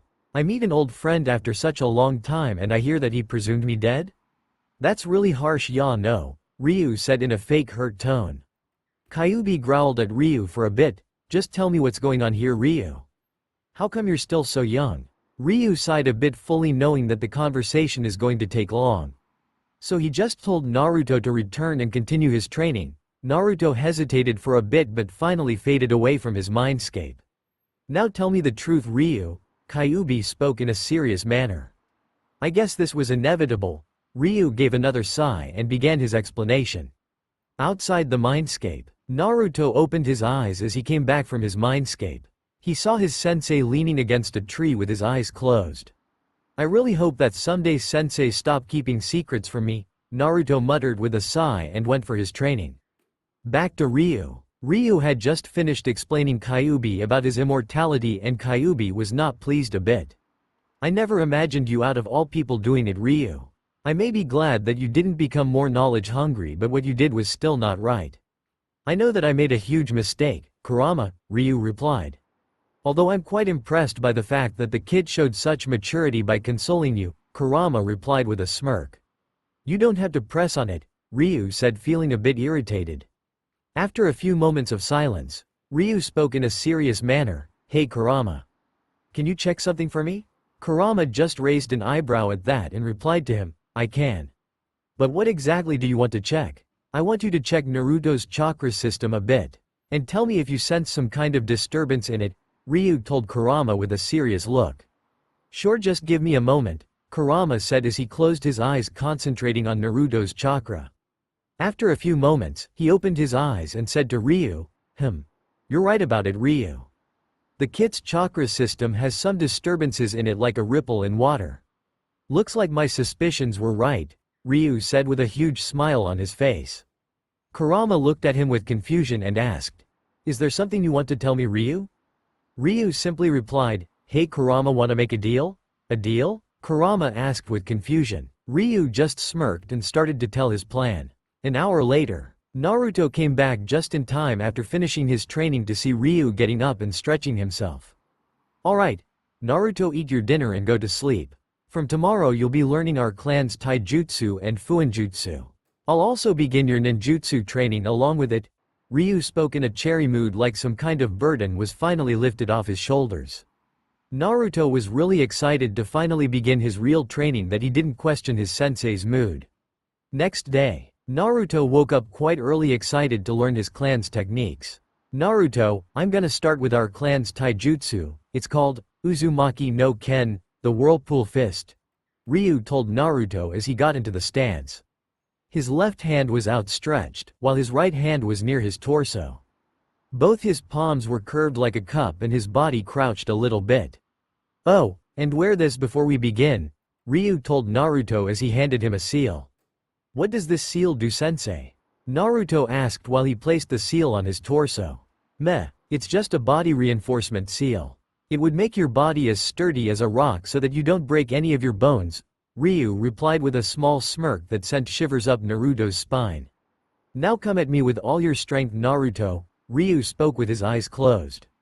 Naruto obeyed and charged with a right hook aimed for his sensei's face, but before he could react, Ryu spun around his axis and his left palm deflected the right hook, but that wasn't all, as his right palm made contact with Naruto's chin, sending him flying at a distance. For Naruto, it all happened in an instant and the palm strike felt like someone had hit him with a sledgehammer. He was sure that if his sensei had not given him the body reinforcement seal, then his sensei would have surely broken his jaw. Naruto got up from the ground and charged again, but this time aiming his leg at the back of his sensei's knee. But before his leg could strike Ryu's knee, Ryu spun, avoiding the leg swipe, and delivered a palm strike at Naruto's back, crushing him on the ground with a loud thud. If it wasn't for the body strengthening training he performed for 2 months in the forest and his sensei's seal, his body would have been crushed by the force of the strike. Although it did render Naruto to surrender due to the pain, Ryu slowly opened his eyes and dropped his stance as Naruto struggled to get on his knees. "Take some rest, Naruto, while Kurama heals you," Ryu said as he started walking at a distance. "Kurama? Is it the real name of Kyuubi?" Naruto asked while breathing heavily. "Yes, it is, and he told me that you could also call him by that name," Ryu said while he walked away. Naruto smiled, knowing that Kurama trusted him enough to give his real name to Naruto. And with that, he dropped on his back and rested for a while. A few minutes later, when Naruto opened his eyes, he saw that his sensei was cooking some food for them. He slowly got up from the ground and walked towards his sensei. I healed much faster than normal. I guess sensei did something with the seal," Naruto thought as he clenched and unclenched his hand to see if there was any problem. When they both sat to eat the food Ryu made, Naruto asked him, "Sensei, how come you intercepted my attacks even though you had your eyes closed?" Ryu gulped down his food in a dignified manner and told Naruto, "I didn't intercept your attack, Naruto. You did hit me." Naruto raised an eyebrow at that and told his sensei, "I didn't even touch you, sensei. Tell me, Naruto, did you feel something while you attacked me?" Ryu asked as he finished his food and used a small water jutsu to wash the bowls and the plates. Naruto thought for a moment and said, "Now that you mention it, I did feel a bit tingly when I was almost about to hit you."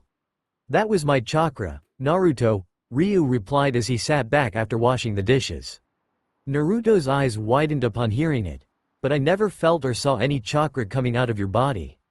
"That was because I used a small amount of chakra on my body, wide on the top and slowly getting narrow till the bottom like a whirlpool.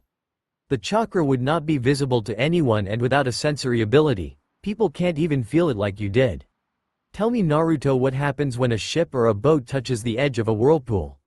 It either spins around it, drawing closer to the center, or it gets thrown in a random direction," Naruto slowly said while realizing the use of chakra in Uzumaki no Ken. "Looks like you finally caught how to do the Uzumaki no Ken," Ryu said with a smile. "Oh, so that's how the Uzumaki no Ken works," Naruto said with a gleam in his eyes at how cool his clan's taijutsu is. Although if you had realized it earlier you wouldn't have made the mistake of attacking my knees." At that comment Naruto just smiled sheepishly. He knew that if someone tries to strike the narrow core of a whirlpool the person gets pushed downwards with a huge force. Sensei. Why did you close your eyes during the fight? Is that also a part of Uzumaki no Ken? Naruto asked. It actually is, Naruto. The only problem while learning this taijutsu style is that one has to be completely relaxed and calm to even detect the smallest variation in the chakra code so that he can counter it with ease. Ryu replied with a serious look. Naruto saw the seriousness in his sensei's eyes and knew that learning it won't be easy. But he won't give up on learning his family's taijutsu just because it is difficult. So with a great determination in his eyes, he said, "No matter what the difficulties, I'll master the Uzumaki no Ken." Ryu felt really proud of Naruto and said to him, "Then let's get started." Time skipped 2 years. It took 4 years, inside the forest, for Naruto to master his clan's taijutsu, but now he could efficiently do it like it was his second nature. During these years Naruto also learned fuinjutsu from his sensei and Ryu was quite impressed by Naruto's understanding in it. Naruto easily mastered fuinjutsu to the 10th level. Ryu was immensely proud of Naruto. Naruto was learning and improving faster than any Uzumaki he had ever seen. Hell, even he didn't improve at such a tremendous rate. They also learned that Naruto had high affinities for wind, courtesy of his father, and fire, courtesy of Kurama. Naruto also had a medium-level affinity for water, which made Ryu a bit sad since all Uzumaki had a high affinity for water. But he was quite happy that Naruto had an affinity for 3 elements. Naruto also learned quite a good amount of jutsus in the time period and was able to perform some A-ranked jutsus as well. He also grew from a malnourished 4-year-old to a well-toned 6-year-old. There was no baby fat on him due to his training. He was now around 3 foot 9 inches in height.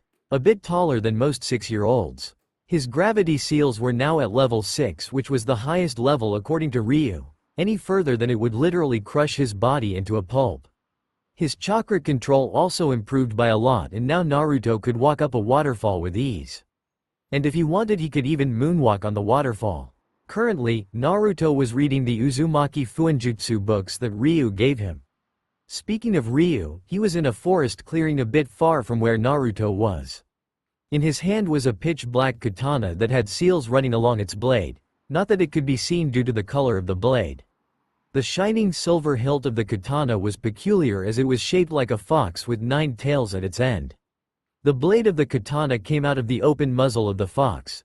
Its muzzle also contained minute-sized teeth that showed that it was crafted with huge precision. The eyes of the fox were also quite captivating as it was made red ruby that had a black substance going vertically at its center signifying the iris of the fox. All in all the hilt was a real piece of art that would captivate the eyes of even a person who doesn't use his weapons. Finally I have made it. This is the epitome of my skills. With this Naruto will gain another destructive power for himself, Ryu said to himself as he finally breathed out an air of relief and placed the katana back into its scabbard. The scabbard was also pitch black in color with "Ninth Demon" written on it in a fiery flame color. Now that the body has been made, the only thing that remains is the soul, Ryu said with a smirk and went through 100 hand signs. Uzumaki-style Kinjutsu, Resurrection. With the shout of the jutsu's name, Ryu slammed both his hands on the ground as a column of white light formed in front of him. When the light died down, there was a figure standing in front of Ryu. The said figure was a man with bright blue eyes and spiky blonde hair. He also had jaw-length bangs framing either side of his face. His attire consisted of a standard Konoha uniform with 2 bands on both of his sleeves, a green flak jacket, blue forehead protector, and blue sandals. He also wore a short-sleeved long white haori over his normal attire, closed in the front by a thin, orange rope.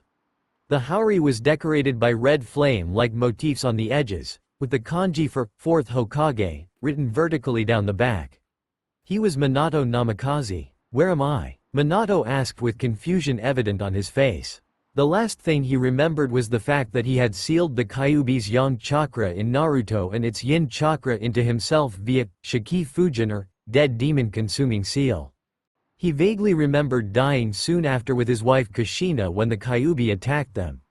I really don't have the time to explain everything to you in detail, Namikaze brat. So prepare for a huge transfer of memory, Ryu said while he placed his right hand on Minato's head and it glowed blue in color. Minato didn't have any time to react as a huge wave of memories washed over Minato's mind about the condition Naruto lived in Konoha and about Ryu's plan. If it would have been a normal person, her brain would have broken down by that much amount of information given in an instant. Even a person brought back by Edo Tensei, impure world reincarnation, would have a huge headache due to it. But what Ryu did was different.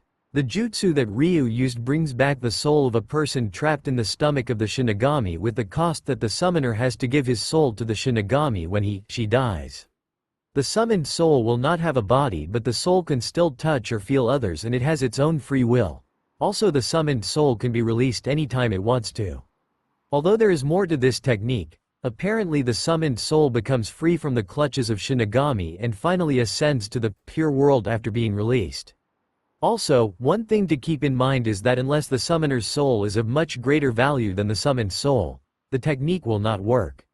When Minato finally came to his senses after taking in all the memories, he felt anger rise up at the treatment the villagers gave to his son.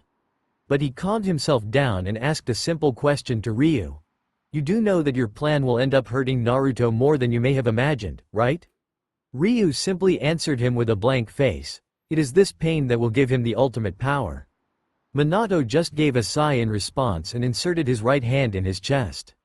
Moments later he took out a dense orb that had a brownish glow to it from his chest. Here's the thing you wanted, Minato said as he handed the orb to Ryu. Ryu just took out the katana and inserted it in the orb.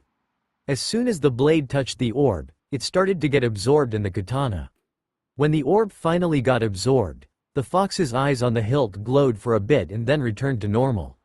Finally, Ryu said with a satisfied smirk as he sheathed the katana back into its scabbard. So what now? Minato asked. Today is the 10th of October. Your son's birthday. He had always spent this day running and hiding from the mobs, but today will be different.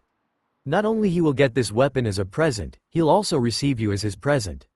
And what better gift is for Naruto than learning his dad's techniques personally from his dad? Ryu replied with a smile. Minato was a bit touched that Ryu thought so much for Naruto. And he was quite eager to meet his own son. Ryu soon arrived at the place Naruto was training. Naruto was currently balancing himself upside down on two kunais that were placed on the ground with his fingers. Okay Naruto, you can stop your training now, Ryu said in a soft voice.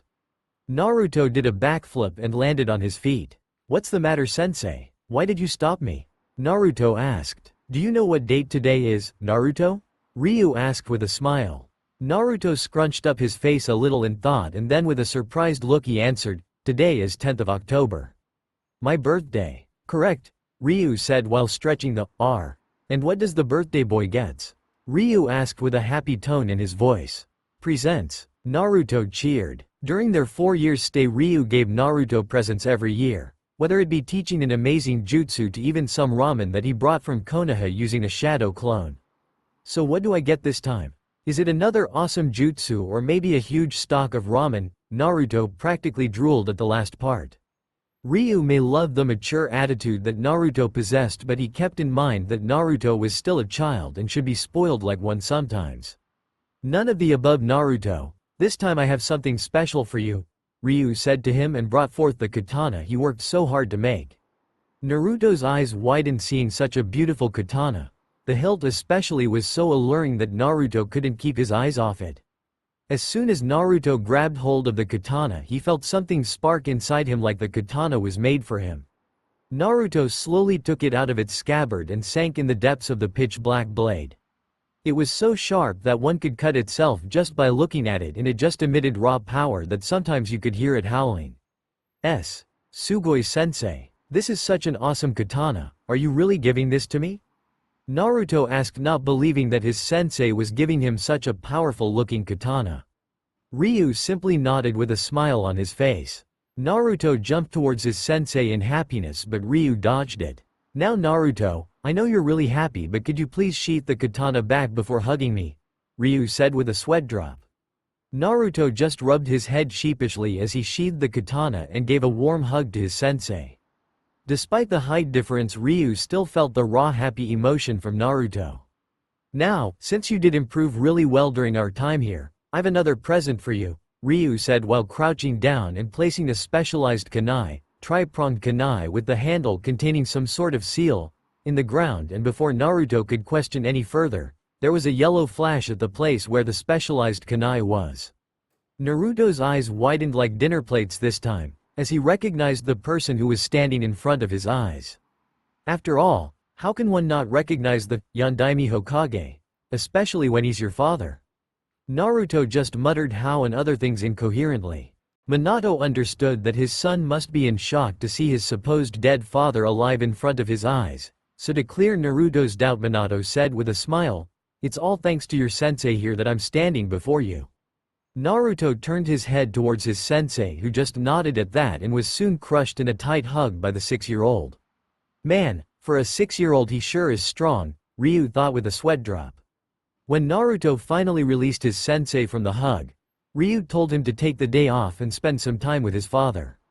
Naruto merrily agreed and spent the rest of the day having some father-son time. When the night finally came, Naruto and Minato headed back to where Ryu was preparing their meal.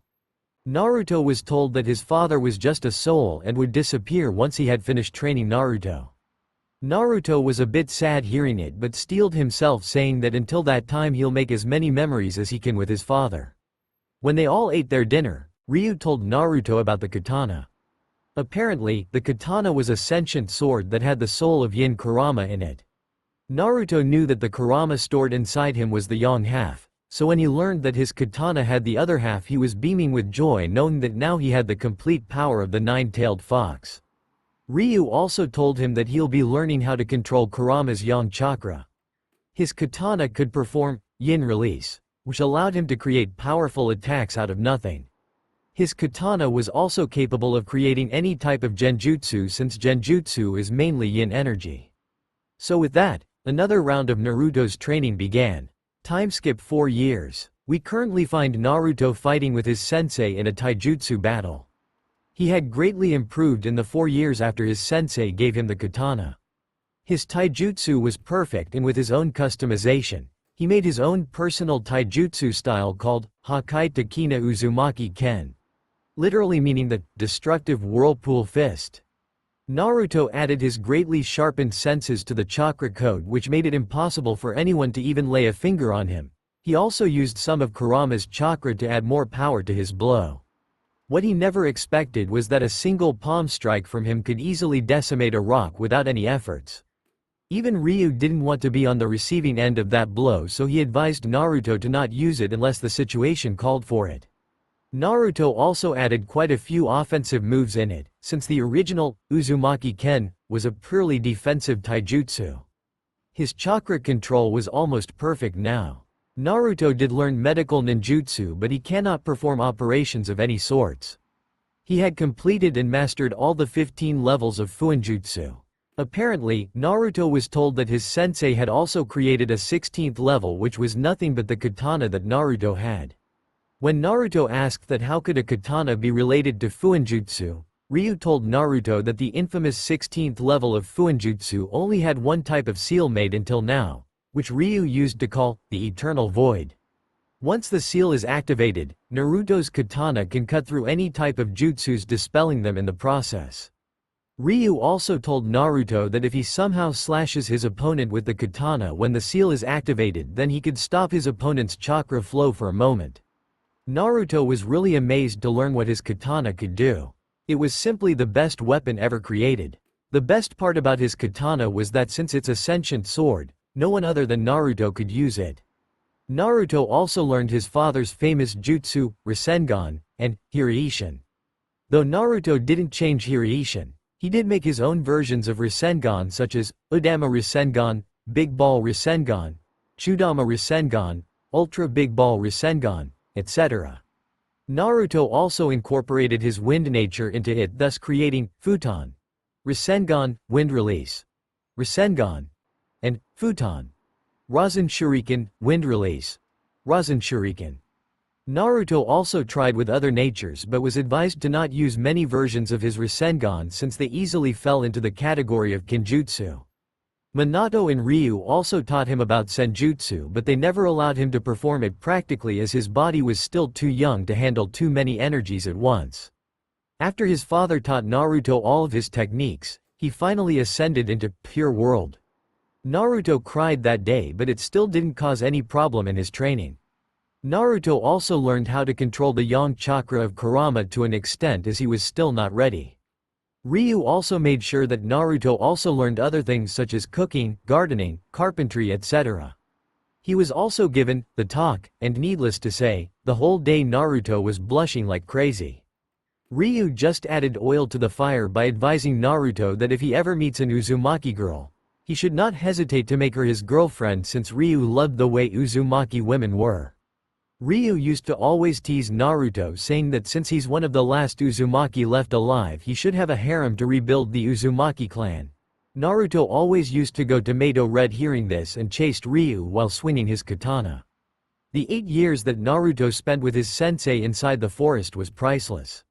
He was really thankful to Ryu for giving him such a life. Ryu was just like a second father to him. Whenever Naruto had a nightmare, Ryu used to let him sleep on his lap and comforted him like his own son. Naruto also felt quite strange whenever he looked at his body, since his mind was that of a 12-year-old but his body was of an 8-year-old. Although due to the training he did, his body was really well built even than some adults. He kept his hair long and spiky like his father. His sapphire eyes now used to sparkle just like Ryu. There was no baby fat on him, just pure muscles that could even make Rock Lee jealous.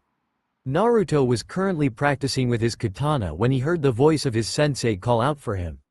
Naruto did a quick shunshin and came to the place his sensei called. "Naruto, you have completed all the training that I had given you. Now we'll move on to the next phase, which is giving you experience," Ryu said to Naruto while he was packing their stuff. "Experience? You mean we'll be moving out of this forest?" Naruto replied in a calm voice. "Exactly, Naruto. Here, catch this," Ryu said while he threw a card of some sorts that Naruto caught with ease. "What's this, sensei?" Naruto asked. "It's your hunter's license, Naruto. From today onwards you'll be doing bounty hunting. This will provide you with good experience in not only fights, but you'll also learn to never hesitate when killing," Ryu replied to Naruto as he did a water body flicker with Naruto to the outside of the forest. Time skip 4.5 years. Naruto gained quite a name in the field of bounty hunting and went by the alias of Mirasutoromu, which meant maelstrom. Naruto was classified as an S-ranked bounty hunter due to his skills. Even the officials that issued Naruto's rank were surprised by the fact that an 8-year-old was already in S rank in just 6 months. Naruto never hesitated to kill unless the threat could be captured without using much force. With his sharp analytical mind and a huge arsenal of skills, he made him quite famous in some villages, which included Kirigakure. Even the 7 ninja swordsmen of the mist, who had never seen or met Naruto, were wary of him due to his accomplishments as a bounty hunter. Currently, Naruto was waking along with his sensei in the forests near Kirigakure after Naruto completed his bounty. "You're progressing really well, Naruto. Even I'm a bit scared of you now," Ryu said to Naruto in a playful manner. Naruto just pouted a bit hearing that. "Don't flatter me that much, sensei. I still have ways to go. And as far as power is concerned, I'm still way behind you." Ryu just smiled at the fact that his student never allowed his accomplishments to flame his ego. Naruto was still down to earth. Soon they both saw a body that was lying on the ground at a distance. They both rushed towards the person to check it. The body was that of a girl, most probably a year or 2 older than Naruto. She had a pale complexion but not too much. Her hair was chocolate brown in color and messy with dirt. In addition to it, she also had 2 scarlet dots on her forehead, which Ryu instantly recognized. Her white kimono was torn from many places and covered in dirt, which almost made it look like it was brown in color. Ryu unsealed their tent from his scroll and told Naruto to apply medical ninjutsu on the girl. Naruto didn't waste a second there and started treating her wounds. After they were finished, they applied some ointments and bandages to relax her sore muscles. Naruto stayed in the tent in case the girl wakes up, but Ryu went out to prepare their meal, all the while thinking one thing: what's a girl from the Kagaya clan doing here? If I remember correctly, they are bloodthirsty people that love war, and by the looks of it, she was attacked before we found her. Just what is going on here? It was finally night time when the girl slowly opened her eyes, taking in the surrounding. The first thing she saw was that she was in a tent with bandages at a few parts of her body. She panicked and tried to make a run, but due to sudden movement her body ached in pain. She groaned as she felt the pain circulate through her body. She then saw a blond boy enter the tent with food. She got scared by him and tried to crawl back, but the pain didn't allow her to do much.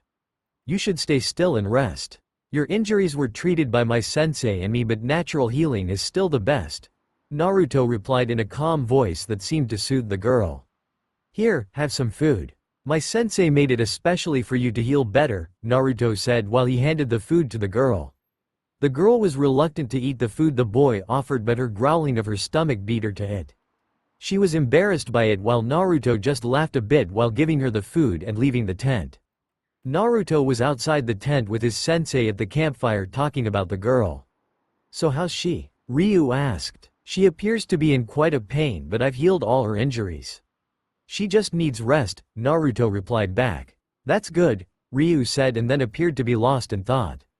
Naruto asked him with concern, "Is there something bothering you, sensei?" "Huh, oh, not at all. I was just thinking that soon you'll return back to Konoha," Ryu replied with a small smile. "You're not coming with me, sensei?" Naruto said, feeling a bit tears forming in his eyes. "I'm afraid I can't, Naruto," Ryu replied in a soft voice. "But where will you go then?" Naruto asked while he was trying to keep his tears from falling.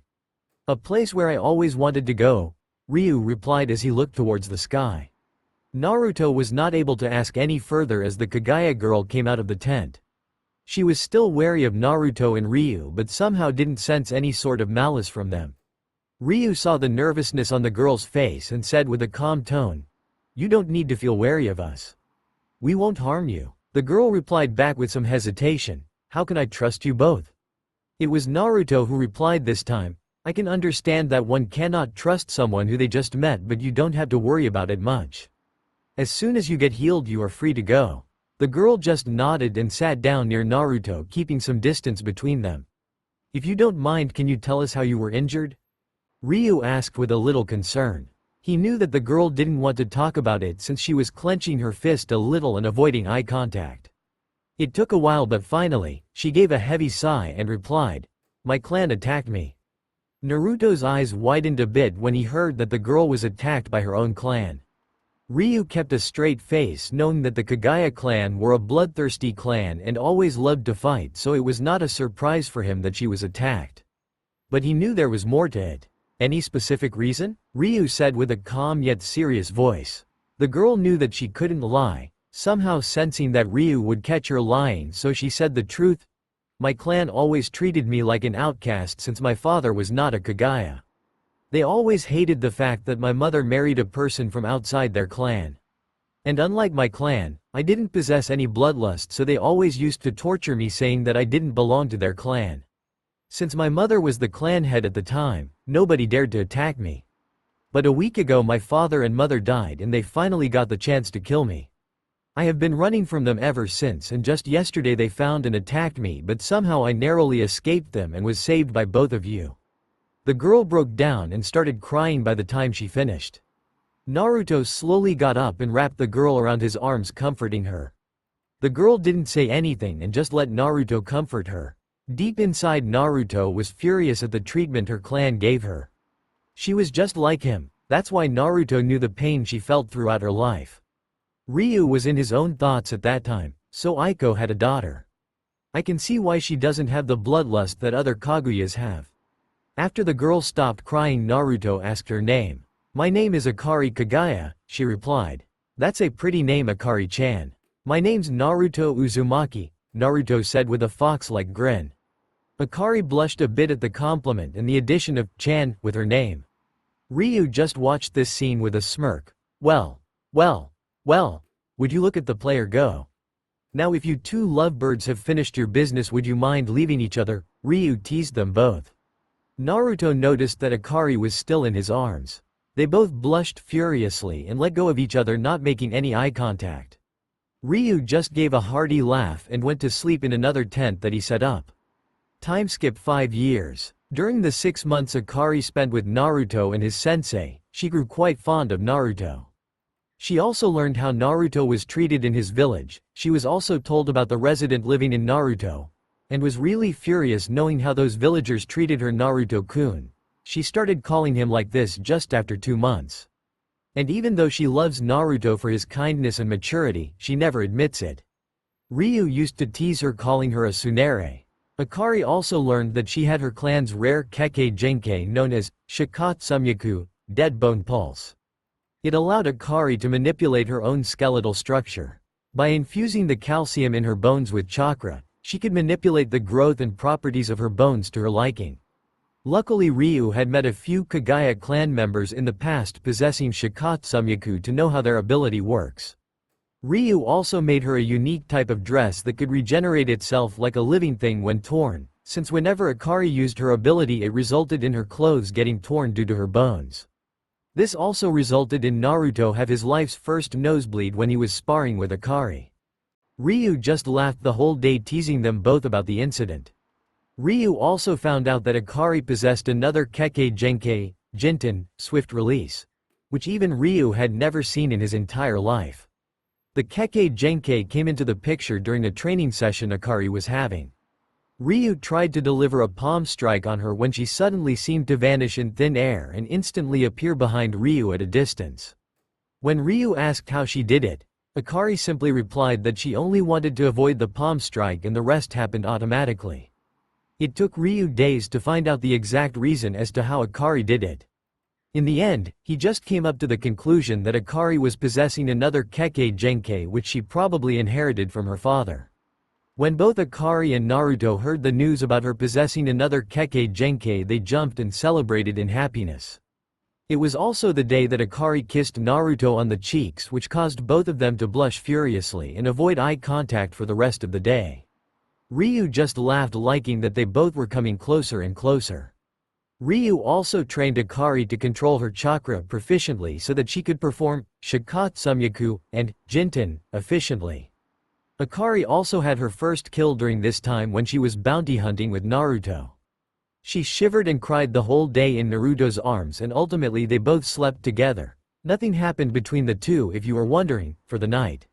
Ryu loved both Naruto and Akari as his children and decided that it was time to give Naruto his final gift before leaving. Currently, the three were back into the forest in which Ryu applied the time seals. Ryu taught both Naruto and Akari about every type of jutsus, Kekkei Genkei, the basic 5 elements of nature and secondary elements due to the combination of 2 basic elements. Akari also learned a bit of Fuinjutsu but she could only master it up to level 5. The next 4 months were spent learning about all the knowledge Ryu had along with their respective training. Currently, Akari was gone to collect some firewood and hunt an animal in the forest. Ryu told Naruto that they are gonna spar until Akari comes back. "Come at me with all your strength Naruto, this time no holding back," Ryu said as he took the stance of Uzumaki Ken. Naruto channeled some of Kurama's chakra into his fist and charged at a great speed towards Ryu. Ryu parried Naruto's right hook with his left palm and prepared to strike with his right palm aimed towards Naruto's chest. But Naruto quickly parried it with a left palm strike to Ryu's arm. They both spun and tried to deliver a right palm strike at each other which resulted in a huge shockwave as both their palms met. Due to the shockwave, they both flew at a distance. Naruto saw that Ryu seemed unfazed by that strike to his palm, but on the inside, Ryu was suppressing the pain Naruto's strike gave. Damn. His Hakai Takina Uzumaki Ken is a lot powerful than I imagined. If I didn't use the high-quality reinforcement seal on my body then I'm sure my palm would have been blasted away by that attack. I know that I told him to not hold back but I never said to go all out. Oh wait. In a sense I guess I did. Alright, time to get serious then, Ryu thought and did a few hand seals. Sweden. Water whip technique. A whip made of water formed in Ryu's hand as he started to dance around while striking with the whip like a ribbon gymnast. Due to Ryu's very high affinity for water, even his D-ranked jutsu did damage equivalent to a B-ranked one. Naruto was having a bit trouble dodging the whip since they seemed to rapidly change directions whenever he dodged them. Damn it, Sensei is really a master of Sweden jutsus. If his whip touches me then it will not be good. I guess I'll just have to cut through it, Naruto thought as he unsheathed his katana. Ain no Sora, eternal void. Naruto muttered as he activated the seals on his katana and slashed it right through the water whip. As soon as the katana touched the water whip, it instantly disappeared like it wasn't even there. Nicely done, Naruto smirked. But his happiness was short-lived as his right leg was grabbed by a water whip from behind. But how? Naruto thought as he looked towards the direction his sensei was, only to find him go poof. A shadow clone. Naruto's eyes widened as he was tugged from behind and thrown towards a tree. But at the last second Naruto substituted himself with a tree leaf. As soon as Ryu saw the substitution, he got ready to fend off any attack. Naruto suddenly appeared behind with using Hiruishin. Futon. Godly wind from the mountain technique. Naruto roared as he compressed an incredible amount of air in his mouth, which made it look like he was about to burst. Ryu's eyes widened as he saw that Naruto was about to use a destructive A-ranked jutsu at almost point-blank range, and with his high affinity for wind, the jutsu would probably decimate him. As soon as Naruto expelled the air from his mouth, a violent hurricane destroyed everything within 100 meters in front of him. Naruto didn't find any trace of his sensei. He looked a bit worried but knew that he was not going down even with this. Suddenly Naruto had to dodge a large projectile of water that came towards him. The said projectile was around 30 meters in diameter. But Naruto was in for another surprise as the projectile exploded even before touching the ground. The said explosion was also caused by an explosion tag which was hidden inside the projectile. Naruto used his katana to nullify the explosion in the water. But as soon as he did it, Ryu appeared in front of him and shoot a water bullet straight towards Naruto's chest. But now Ryu was in for a surprise as Naruto poofed out of existence, but not without releasing a huge amount of wind that shredded Ryu's clothes. A wind clone. But when did he? Ryu thought in surprise as he saw his clothes. But before he could think any further, he heard a voice from behind him. Udama Rasengan. The next thing Ryu knew was that he was thrown forward by an Udama Rasengan struck on his back. Ryu went flying at a distance before his skid stopped. Ryu looked up and smirked. You never failed to amuse me, Naruto. You have already surpassed me, and I hope you'll still improve in the future. Alright Naruto, let's finish it up with a last attack from your katana. Try to thrust it straight in my chest, Ryu said in a loud voice so that Naruto could hear him.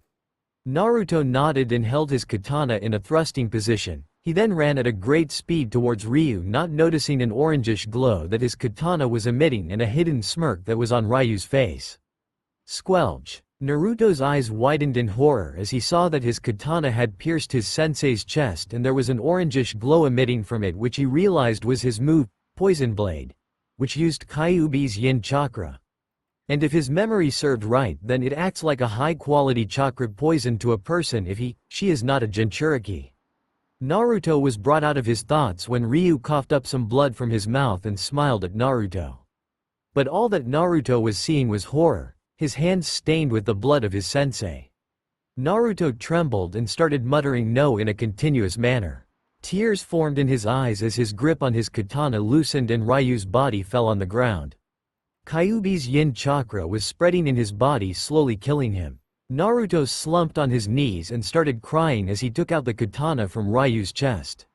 No, no, no, Sensei, please don't die. Sensei, please, Naruto said in a trembling voice as his tears started flowing like an open tap. Ryu just smiled weakly at Naruto and said to him, "Don't worry, Naruto. It's all I ever wanted. Don't say like that. Why? Why didn't you dodge the strike like you always did? Why did you have to take that attack? Why? Why? Just why are you dying when I started to see you just like my father?" Naruto complained to Ryu as he cried harder and harder. Ryu was a bit surprised at the statement. You saw me as a father? Naruto nodded slowly. Ryu just smiled at him and placed his hand on Naruto's cheek, wiping his tears. I also saw you as my own son, Ryu replied to Naruto in the softest voice one could say in. Naruto leaned on Ryu's hand, hearing it. I'm glad to hear that too, San. He also spoke in a very soft voice as a smile formed on his face. But after a moment Ryu's hand dropped from Naruto's cheek on the ground lifelessly. Naruto looked in great horror as his second father's body laid on the ground lifelessly. Oi! Two-san, wake up. Come on, don't joke with me, Naruto said with a weak laugh as he shook Ryu's body. Two-san, Tio-yu-san. Tio-yu-san. Tio-yu-san. Naruto screamed with all his energy towards the sky in pain when suddenly his pain increased almost 10 times.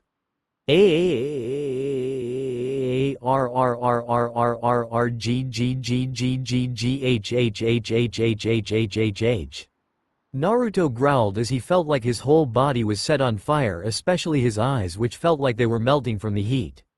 Akari was just returning after her hunt when she suddenly heard Naruto's painful scream. She dropped her hunt and used Jinten to quickly rush to where the voice came from. When she reached there, her eyes went wide with fear. Her father figure was on the ground dead with Naruto beside him screaming in pain. Akari rushed towards Naruto and took him in her arms. Naruto. What happened here? Akari was now crying, taking in her surroundings. But before Naruto could reply, he blacked out due to the pain. Naruto's mindscape. Naruto woke up in a very familiar terrain. The sewer was long gone, instead there was a huge forest with lakes, animals, birds and everything that nature's beauty had. Naruto clutched his head as he felt a headache coming, which was quite ironic considering the fact that he was in his mindscape. Naruto looked around and saw two figures at a distance. Both of them had fox features with 9 tails. The only difference was that one had an orangish-red fur while the other had brownish fur. They were Kurama's yang and yin parts. Naruto glared towards them both. Kurama, explain to me as to why you activated Poison Blade move when I never gave such a command. They both sighed at the question, and then young Kurama spoke. Listen kid, it was all because Ryu asked us to do it. Naruto's eyes widened, but then soon they turned furious. Why would Two-san order you to kill him? Stop lying to me. Yin Kurama replied to Naruto this time. Listen Naruto, before you ask any more questions, just look at your eyes in the lake. As he pointed towards a huge lake behind Naruto. Naruto was reluctant to go but still went so that he could know the truth. But when he saw the reflection of his eyes in the lake, he was taken aback suddenly. His eyes were no longer the sapphire gems that used to sparkle at times. Now they were metallic purple in color with ripple-like concentric circles on them. Naruto instantly recognized them. They were the fabled Dujutsu, Rinnegan. But age. How? Naruto mumbled in confusion. Young Kurama slowly came near Naruto, and told Naruto the truth about the day Ryu made a deal with him. Flashback. Hey Kurama, wanna make a deal? A deal? Kurama asked with confusion. Ryu smirked and said, yes, a deal. Kurama. What kind of deal? Kurama asked with a raised eyebrow. I'll get you your yin half. Ryu gave another smirk at Kurama's reaction. Kurama had his eyes widened completely.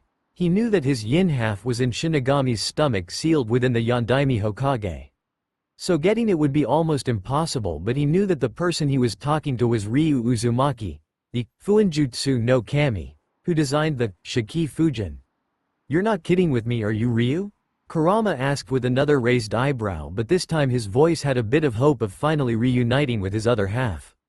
I'm serious about it, Kurama, Ryu replied. Kurama was beaming with joy at finally becoming his complete self. But then he remembered that Ryu said it was a deal, therefore Kurama had to give something in return. But what do you want from me in return? Kurama asked. Ryu simply stated, I want you to activate the Rinnegan. Kurama's eyes widened hearing the name of the eyes his father had, Rinnegan. Where did you find it? Kurama stopped midway as he finally realized the source of the disturbances in Naruto's chakra. No, it can't be. You're joking with me, right? Kurama said, still not believing that his host possessed those eyes. You better believe it, Kurama. We Uzumaki were the descendants of Asura along with Senju. Since Asura never inherited Hagoromo's eyes, I always doubted that they must be in dormant state present in the body of Asura and his descendants. Although very few had it, none showed its activation. The first time I felt that Naruto might be able to activate them was when he started learning at a tremendous rate, as if he had some kind of dujutsu. Ryu replied to clear all the doubts Kurama had. But what do you want me to do? I don't know how to activate it, Kurama asked. Rinnegan users always tread on the path of pain. In short, unless Naruto receives a huge pain mentally, he won't be able to spark the activation of Rinnegan. But I've already taken care of it, so what I want you to do is to supply a huge amount of chakra when this spark happens so that the disturbance spreads into his body completely and activates the Rinnegan, Ryu replied. And exactly how do you plan to do it? Kurama asked, not liking where this was going. I'm going to let Naruto kill me by his own hands, Ryu replied in a calm voice. Kurama was shocked to hear it and growled at Ryu. Are you mad? What kind of stupid plan is that? It's not a stupid plan, Kurama. Nothing will give Naruto more mental pain than killing me, Ryu replied, still being his calm self. Why are you so hell-bent on dying, Ryu? Kurama asked in his deep voice. Ryu chuckled a bit. It's quite funny you're asking me that question, Kurama. Kurama raised an eyebrow at that. I have made many mistakes in my whole life, Kurama. One of them was to give myself immortality so that I never age. I've spent years suffering because of this. I lost my clan and many precious people aged and died in front of me while I stayed the same. I even had the thought of killing myself once, but I wasn't able to do it. Guess this immortality doesn't allow me to take my own life, Ryu said with a sad look. You do know that your stupid plan will end up hurting that kid more than you imagine, right? Kurama said with a sigh, as he knew that Ryu would not stop no matter how much Kurama convinces him. But that's the price he has to pay for the ultimate power, Ryu replied with a small smile. Fine, I'll help you, but tell me, just how do you plan to execute your death? Kurama asked. Your yin chakra will help me execute it, Ryu said with a small smirk. Kurama just raised an eyebrow for Ryu to continue. Your yin chakra would be poisonous to anyone except a Jinchuriki, even I can't handle it. I thought you were immortal? Kurama asked him. I don't age, that's the only thing this immortality provides. I can still die if you try to kill me, Ryu replied to Kurama as a matter of fact. Kurama just sighed, knowing that Ryu had all of it planned, so he just said, so, the deal's final, I guess, slipping one of his fingers between the cage bars.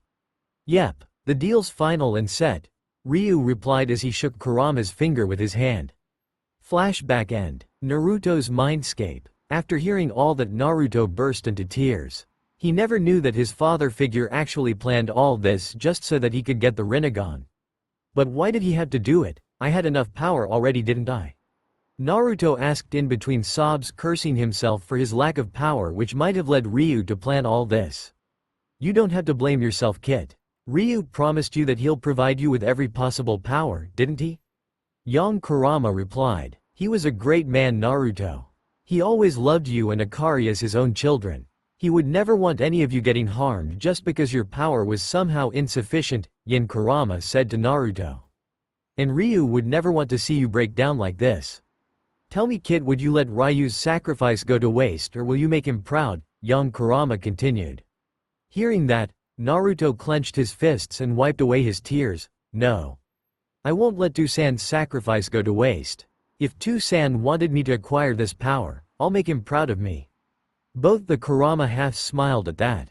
Yin Kurama then said to him, Naruto, Ryu had kept some scrolls and a letter hidden in the katana to give to you after you acquire Rinnegan. I'll be unsealing them now, make sure to read them. Naruto nodded and disappeared from his mindscape. So what do you think? Just how powerful he'll be once he master the powers of Rinnegan? Young Kurama asked his counterpart. Let's just say that even we won't make the mistake of messing with him, Yin Kurama replied with a laugh. Outside of Naruto's mindscape, Naruto laid unconscious in the arms of Akari. I only went for an hour, what exactly happened here? Akari thought as she cried at the sight of her two most precious people, one dead and the other unconscious. She was brought out of her thoughts when she felt Naruto slowly getting his consciousness back. Naruto groaned lightly as he slowly opened his eyes. The first thing that he saw was the crying face of Akari. Hey, Akari-chan, why the sad face? Naruto asked. But instead of a reply, he was taken in a bone-crushing hug. Naruto was fully awake now, not because of surprise but due to suffocation. Apparently, Akari was quite a tight hugger. Hey, Akari-chan, can't breath, Naruto said as he started turning purple due to suffocation. Akari realized that she was crushing Naruto, so she quickly left him and turned away, getting red-faced from embarrassment. After Naruto regained his breath, Akari asked him, still shaking a bit, and, Naruto-kun, what happened here? Naruto let out a deep sigh. He didn't know how Akari will react to the truth, but he still told her everything he learned. After the explanation, Akari didn't say anything and silently cried as she just heard the whole truth from Naruto. She did understand the reason her father figure gave his life for, but still hated the fact that there was no other way.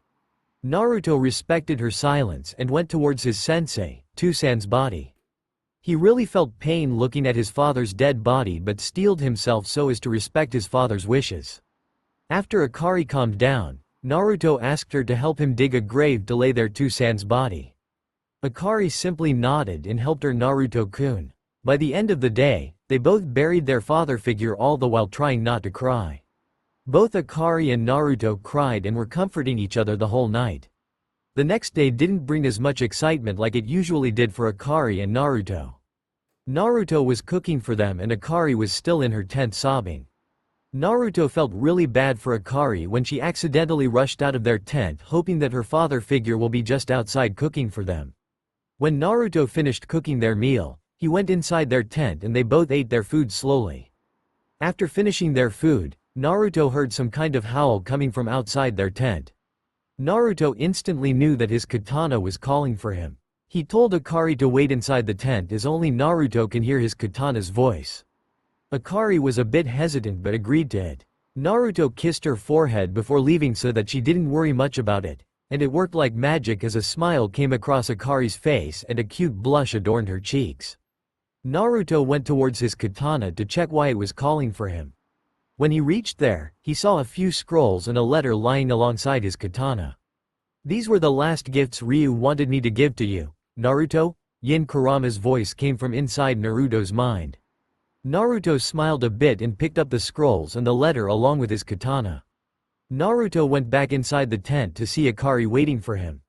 She gave Naruto a look of confusion seeing the scrolls and letter he was carrying. "These are from Tusan, Akari-chan," Naruto said with a smile. Akari literally jumped at Naruto when she heard Tusan. She was impatiently telling Naruto to open them. Naruto didn't say anything and started with the letter which was addressed to both Naruto and Akari. "Dear Naruto and Akari, first of all, I want to apologize to you for leaving you both alone on your own. I never wanted to hurt any of you, but it was necessary so that Naruto can gain the Rinnegan. Always remember that I loved both of you as my children, and it's a father's job to make sure his children have a bright future, right? Now, Naruto, I don't want you to go blaming yourself for killing me. You must always remember that it was not you who killed me, but me who deliberately killed myself. If you want to respect my wishes, then make sure that you stop blaming yourself and master the powers of Rinnegan. Akari, make sure that Naruto doesn't do anything stupid and always support him, not that I think he'll do but still. Also, I'll let you know that I fully support your relationship with Naruto. You must make a move on Naruto quickly cause I have a feeling that he's gonna steal the hearts of a lot of women. He. Now, I've left 3 scrolls for Naruto and 3 scrolls for Akari, so make sure that you both read and learn the things given in it. The blue scroll explains about the Rinnegan. The red scroll explains about Uzumaki clan's secret technique, adamantine sealing chains. The green scroll explains more about Akari's Shikatsumiku. The yellow scroll is my researched knowledge about Akari's Jinten. The brown scroll contains my collection of sweetened jutsu for Akari since she has a high affinity for it. The white scroll is a surprise for Naruto. Also a special warning to Naruto. Don't try to revive me. The letter was a very simple one, neither too long nor too short, neither too detailed nor too blunt. Naruto and Akari felt a bit better after reading the last letter from their Tusan. Although they did feel a bit embarrassed that Ryu just openly told them to hook up. Not that they didn't want to, but it caused a bit uncomfortable atmosphere between the two. Naruto was also a bit confused about the last line Ryu wrote in the letter. Even in his death, Tusan won't stop with his puzzles, Naruto thought with a smile. Naruto looked over the 6 scrolls that were present. He took the blue, red and white scrolls and gave Akari the green, yellow and brown one. "Let's not waste our Tusan's effort, Akari-chan," Naruto said with a smile as he opened the blue scroll. Akari smiled warmly at her Naruto-kun, but then something crossed her mind. Naruto-kun? Naruto simply looked at her and replied with a "Hmm. You told me that you have the Rinnegan, right?" Naruto just nodded. "But aren't the eyes of Rinnegan users a color of metallic purple with ripple-like concentric circles?" Naruto nodded again, but this time with a raised eyebrow. "But your eyes are still the same sapphire color like it was before?" Akari asked with confusion. Before Naruto could state his surprise, Yin Kurama spoke from within. It is something Ryu has told me to do. Apparently, he wanted me to apply a high-level demonic genjutsu on your eyes so that they stay the same like before. Naruto was a bit confused as to why Ryu would ask for such a thing, but he was still glad cause he liked his sapphire eyes more. Naruto told Akari what Yin Kurama had said to him. Akari was also confused and asked, "Do you think you know the reason for it, Naruto-kun?" Naruto just shrugged and said, "Maybe the scrolls might help." Akari agreed with him and they both started reading the blue scroll. Rinnegan. The Rinnegan is reputed as the most exalted eye among the 3 great dojutsu. Unlike the Sharingan, that can copy any type of jutsu the user sees through it, Rinnegan allows its user to not only copy but also to understand the jutsu being used. Rinnegan is characterized by a ripple pattern that spreads over the eyeball. The Rinnegan grants the wielder a wide range of abilities without any known chakra requirement to keep the eyes active. Abilities. 1. Rinnegan is able to see chakra, as well as its flow within the body and the activated tenketsu of the 8 gates. 2. Rinnegan can easily master any jutsu as well as all 5 nature transformation. 3. Rinnegan also gives the ability to combine the elemental nature transformations, thereby creating a few combined nature transformations. 4. Rinnegan also grants the user a family of abilities collectively known as the 6 Paths technique. Combined nature transformations. 1. Hyeten, ice release. Combination of water and wind. 2. Mokuton, wood release. Combination of earth and water. 3. Yoten, lava release. Combination of fire and earth. 4. Ranten, storm release. Combination of lightning and water. 5. Futen, boil release. Combination of water and fire. 6. Shikuten, scorch release. Combination of fire and wind. 7. Jishin, magnet release. Combination of wind and earth. 8. Bakuten, explosive release. Combination of earth and lightning. 9. Shoten, crystal release. Combination of earth, water, and lightning. The 6 Paths. 1. Diva path, control over attractive and repulsive forces. 2. Asura path, the ability to mechanize one's body. 3. Human path, the ability to extract souls. 4. Animal path, the ability to have multiple summons. 5. Preta path, the ability to absorb chakra. 6. Naraka path, the ability to summon the King of Hell, which can revive people. Warning: King of Hell is a dangerous kinjutsu. If the user wants to revive too many people, the user has to do it in exchange for their own life.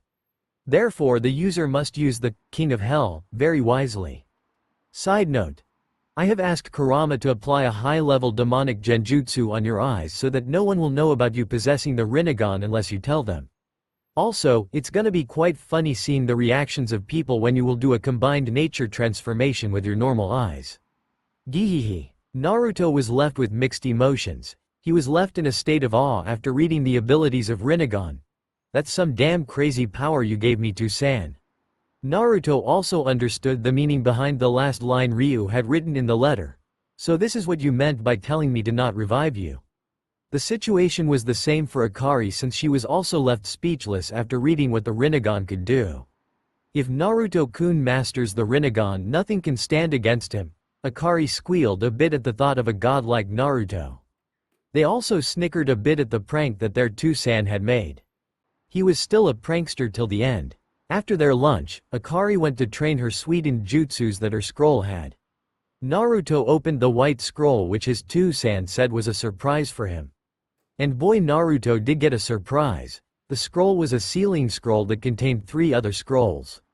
One was an official scroll signed by the Fire Daimyo stating that since Naruto was one of the few Uzumaki and the last Namikaze, he was made the clan head of both these clans by Ryu and Minato respectively. It allowed Naruto to have many rights and gave him immunity to quite a few laws. But the best part was that it allowed him to have access to both the Uzumaki clan and the Namikaze clan account, which had enough money to buy the whole Fire Nation. Naruto just had one thought after seeing the amount: I can't even imagine the amount of ramen I can buy with it. The second scroll contained a list of Futon, Raiden, Kaden, Suiden and Doden jutsus. Since having the Rinnegan allowed Naruto to have very high affinities for all 5 nature transformation, He could easily perform any type of ninjutsu. It also had a side note stating that Ryu wanted Naruto to create his own jutsus for combined nature transformation since he believed that Naruto can easily create them with his creativity. The last scroll was the most special one for Naruto. It had something sealed within it along with the lines, "For good luck," written below the seal. When Naruto unsealed the seal, his eyes widened to the size of dinner plates and his hands trembled holding the unsealed artifact. This is. Time skip 6 years. The time finally came for Naruto to return back to Konoha. The last 1 year, which was 2, inside the forest, was very fruitful for Naruto and Akari. Akari had completely mastered her Shikatsumiku and Suiden jutsus that were mentioned in her scrolls. She also had a great control over her Jinten due to the notes that were given in the scroll. She was now 12 years old and 5 feet 1 inch with waist-length chocolate brown hair, vivid green eyes and 2 scarlet dots that adorned her forehead. She was wearing the special outfit that Ryu had created for her. The outfit greatly resembled what Konoha Anbu always wear except their body armor and mask. The clothes always readjusted whenever she grew and they also self-cleaned themselves after getting dirty. Her attire also hugged her body making her curves much more defined. Naruto had also grown quite a lot in these years. He was currently 5 feet 10 inches which was really tall considering he was only 10 years old, talk about growth spurt. But he was only 10 years old in age, his body and mind were that of a 15 to 16 years old due to the time seals. Naruto's years of training made his body feel like it was sculpted by the gods to perfection. His sapphire eyes sparkled from time to time and his medium-length blonde hair was slicked back like Ryu. He wore a black muscle-fit t-shirt that perfectly depicted his ripped torso, grayish army pants that had its end tucked inside the black combat boots. He also wore a white haori over his attire which had a large Uzumaki crest on its back. He had his katana strapped on his back. But the best part about his complete attire was his Two-Sans Uzumaki pendant that he was wearing around his neck. The last scroll had this sealed within it as a good luck from Ryu. Naruto was really happy that day and treasured it, as the pendant made him feel like his Two-San was always with him. During their time together, Naruto and Akari got really close and eventually became a couple. With Naruto confessing to Akari since she always used to give the typical tsundere response, it's not like I love you, baka, with a huge blush. Naruto really had to work hard to make her open up to her feelings more. His first kiss was also taken after many tries. And oh boy, the whole day Akari was in a trance-like state after the kiss. Currently, both of them were heading towards Konoha. Naruto-kun, do we really have to go back to the village that outcasted you? Akari spoke still angry at Konoha for hurting her. Naruto-kun. Akari-chan, you know that Two-san wanted us to give another chance to all of them, right? Naruto said with a smile. And see it this way, I'm not going back to Konoha to meet the villagers that always hated me but to my precious people who always treated me for what I was. Naruto continued with the smile never leaving his face. Akari pouted a bit at that. Am I not your precious person, Naruto-kun? Naruto didn't say anything, instead, he used his Bansho tendon to pull Akari in his arms. Akari was caught completely off guard at the sudden pull due to Naruto's gravitational technique. You do know that you're really precious to me, right? Naruto slowly whispered in her ears while giving a small nib to her earlobe. A chill ran down Akari's spine when Naruto nibbled her earlobe. She might never admit it, but she really loves it when Naruto takes the lead in their relationship. After a few moments of innocent playing and teasing, they both reached the gates of Konoha. They were greeted by the famous Chunin gate guards of Konoha, Izumo and Kotetsu. Halt, state your business for the visit, Izumo spoke in a professional manner. His best friend Kotetsu, who was simply lazing around in his seat while eating syrup, asked him, Halt? Did you seriously use such an ancient word to stop those children? Izumo glared at his best friend. Did you really had to pass that comment? You completely destroyed the tense atmosphere I just made. Both Naruto and Akari sweat dropped at the antics of the duo. Kotetsu was continuously pulling Izumo's leg at every sentence. Naruto cleared his throat so that the duo could hear him. The reason for our visit is to meet the Hokage. Both Izumo and Kotetsu stopped their bickering at the mention of Hokage. Now they had serious look on their faces. Even Kotetsu got up from his seat and stood beside his best friend. "And just why do you want to meet the Hokage?" Kotetsu asked with a serious face.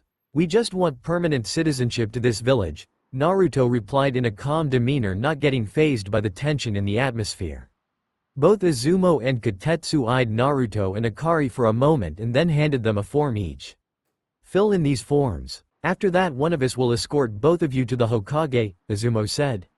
Naruto nodded and started to fill out the form along with Akari. Once they finished, they were escorted to the Hokage by Kotetsu. All along the way, they drew the attention of many people. Naruto especially had the most attention since he resembled a bit like his father, the Yondaime Hokage. The male population was giving him the looks of respect and the females were just blushing. Akari growled a bit seeing those hussies give her Naruto-kun the looks of lust. She even hissed at a woman who dared approach Naruto to flirt with him. Kotetsu was watching the whole scene with great interest. He even teased Naruto for having such an overprotective girlfriend. Naruto just smiled back in response and told that he still liked her the way she was. Hokage Tower. Hiruzen was currently busy doing paperwork on his desk, but his mind was elsewhere. "It has been 6 years now, Naruto. I hope that you soon return with Ryu-sama safely." He then looked back at the huge bundle of paperwork at his desk and cried mentally, "Someone please save me from these damn paperwork." As if by miracle, his prayers were heard by a knock on the door. "Come in," Hiruzen replied with a small satisfaction. Kotetsu entered Hiruzen's office and stood upright. "Hokage-sama, 2 visitors have come to meet you. They told us that they wanted permanent citizenship of Konoha." Hiruzen's eyes widened for a bit when he heard there were 2 people. He felt happiness bubbling from inside of him at the prospect of finally meeting Naruto and Ryu again. Have they really returned? Hiruzen thought with a huge smile. "Very well, send them in," Hiruzen said. Kotetsu nodded and went outside the office to call Naruto and Akari. Soon enough they both entered the Hokage office.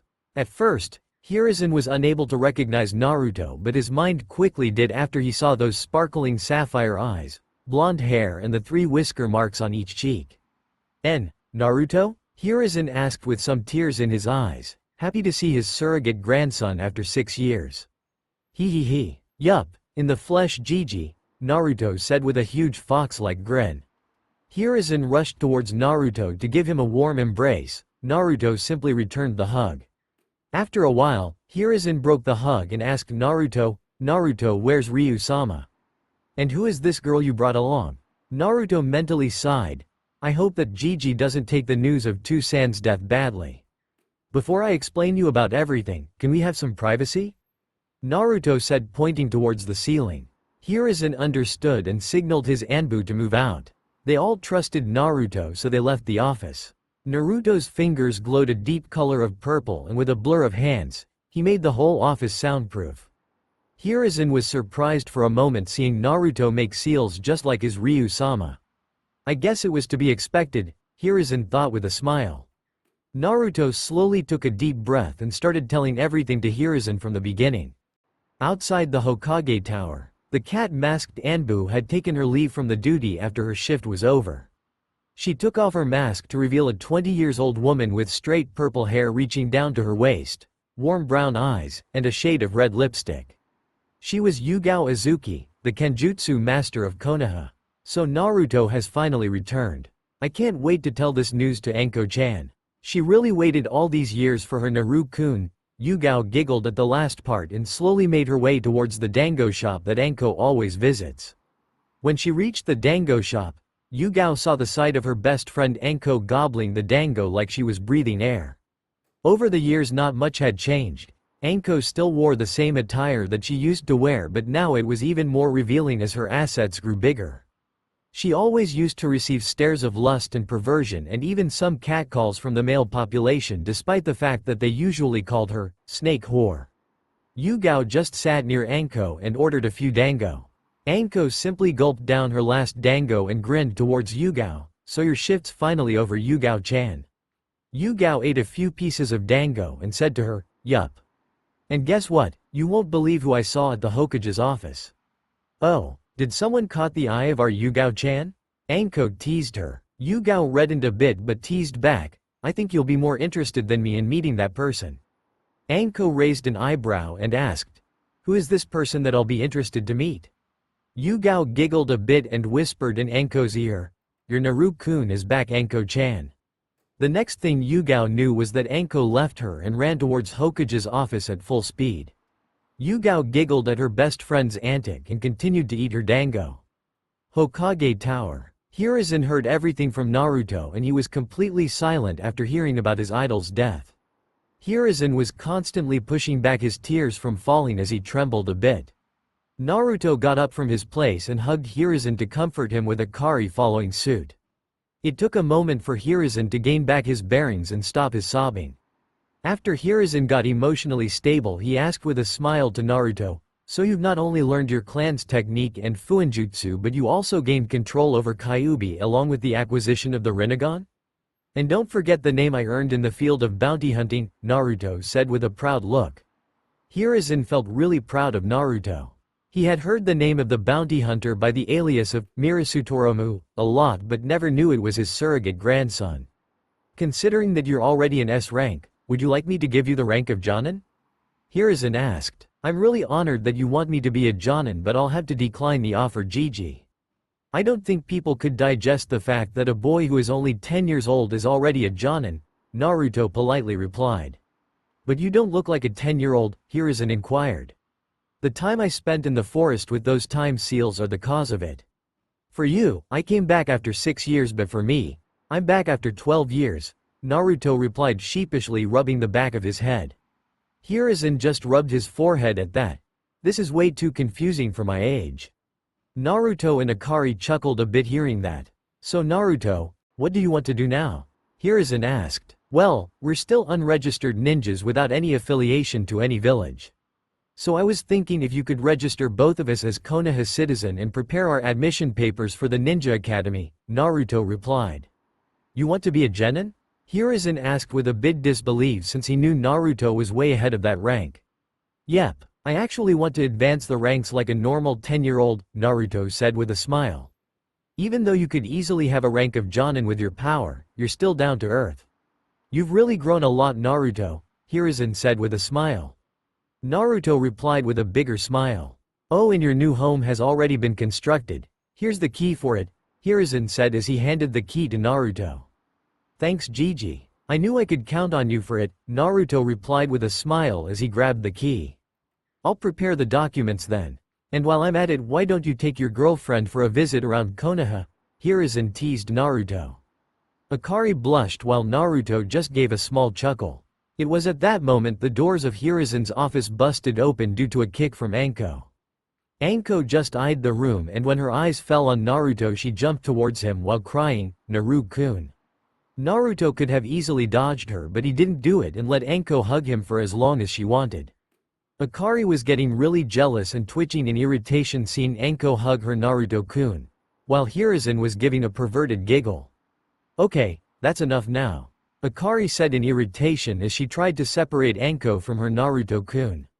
Anko groaned when Akari tried to separate her from Naruto. She glared at Akari and then something sparked in her like a woman's intuition that was screaming at her to protect her man. Even Akari felt it and she also started to glare at Anko.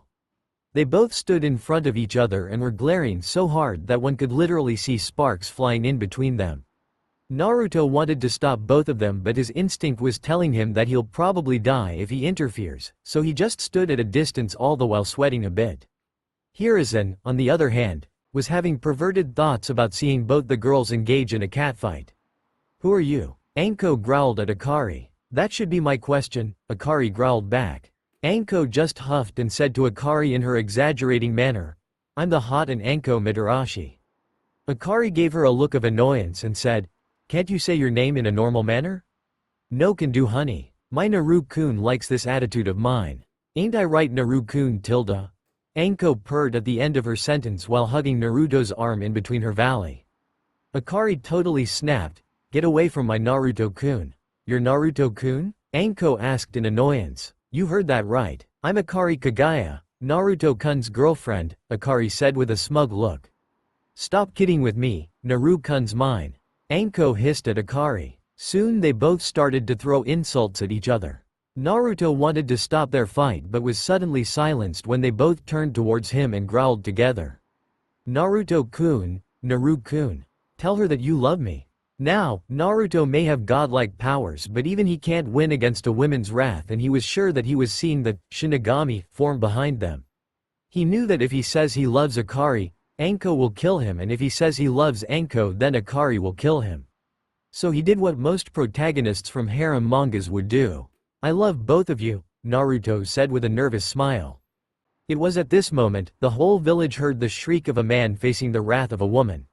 Many of male population even prayed for whoever was going through the worst pain of their life. A few moments later, Naruto was currently crouched in a corner mumbling, "Never make a woman angry," over and over again. Both Akari and Anko introduced each other properly this time but were still facing opposite to each other with their cheeks puffed up. Hiruzen tried to calm them down. You both do know that since Naruto is one of the last from his clan he falls under the CRA. Which means that he can have more than one wife, right? But I don't want to share my Naruto-kun, Naru-kun with her. They both said at the same time while pointing a finger at each other. Stop copying me, you snake, Akari grumbled. Want me to break your bones? Anko hissed while cracking her knuckles. A katana-like bone came out of Akari's palm as she got ready for battle. Anko just took out her kunai and got ready to charge at Akari. Hiruzen wanted to stop them before they started the fight inside his office, but before he could act he saw blue glowing chains slither from the ground and wrap around both the women. That would be enough now, a voice came from a corner. Hiruzen turned his head and saw the standing form of Naruto holding the ends of those chains that were binding Akari and Anko. Playtime's over now, both of you, Naruto said in a commanding voice. Akari and Anko just nodded. Naruto retracted the chains back into his body and sighed. Listen, Anko-chan, I don't mind having you as my girlfriend too, but you have to accept the fact that Akari-chan and I are already in a relationship. So if you want in, you'll have to behave. Anko pouted for a moment but finally agreed. Akari was also hesitant for a moment but she also agreed to share Naruto. Hiruzen was just giggling and teased Naruto, would you look at that? Not even half a day has passed and you've already made Anko-chan your girlfriend. You move really fast for a 10-year-old, Naruto. Naruto just looked at his surrogate grandfather with a deadpan look. I guess you really don't want the secret to finishing paperwork. Hiruzen's eyes widened like an owl and he asked in disbelief, do you really know such a technique? Naruto smirked and nodded. Hiruzen simply fell on his knees and with a pleading look said to Naruto, please, please, please, teach me this technique, sensei. Anko was laughing her ass out while Akari wasn't faring much better, seeing the Hokage of the most powerful hidden village pleading on his knees to Naruto. Even Naruto was failing to contain his laughter. Ha ha ha ha. Oh god. Okay, I'll teach you, Gigi, but please stop. It's way too funny, Naruto said in between his laughs. Hiruzen stood up and with puppy eyes, which was quite weird for his age, looked at Naruto for the answer. Get ready, Gigi. What you're about to learn is the ultimate ninjutsu for tackling paperwork, Naruto said with a serious face. Hiruzen was paying complete attention to any word Naruto was about to say. Naruto just walked past Hiruzen and held Akari and Anko around their waist. Before Hiruzen could say anything else, Naruto disappeared via Shunshin along with Akari and Anko, and in his place was a piece of paper. Hiruzen picked up the piece of paper and when he saw what was written on it he silently went towards his office wall and face-walled, because facepalm is too mainstream, himself. Stupid. Stupid. Stupid.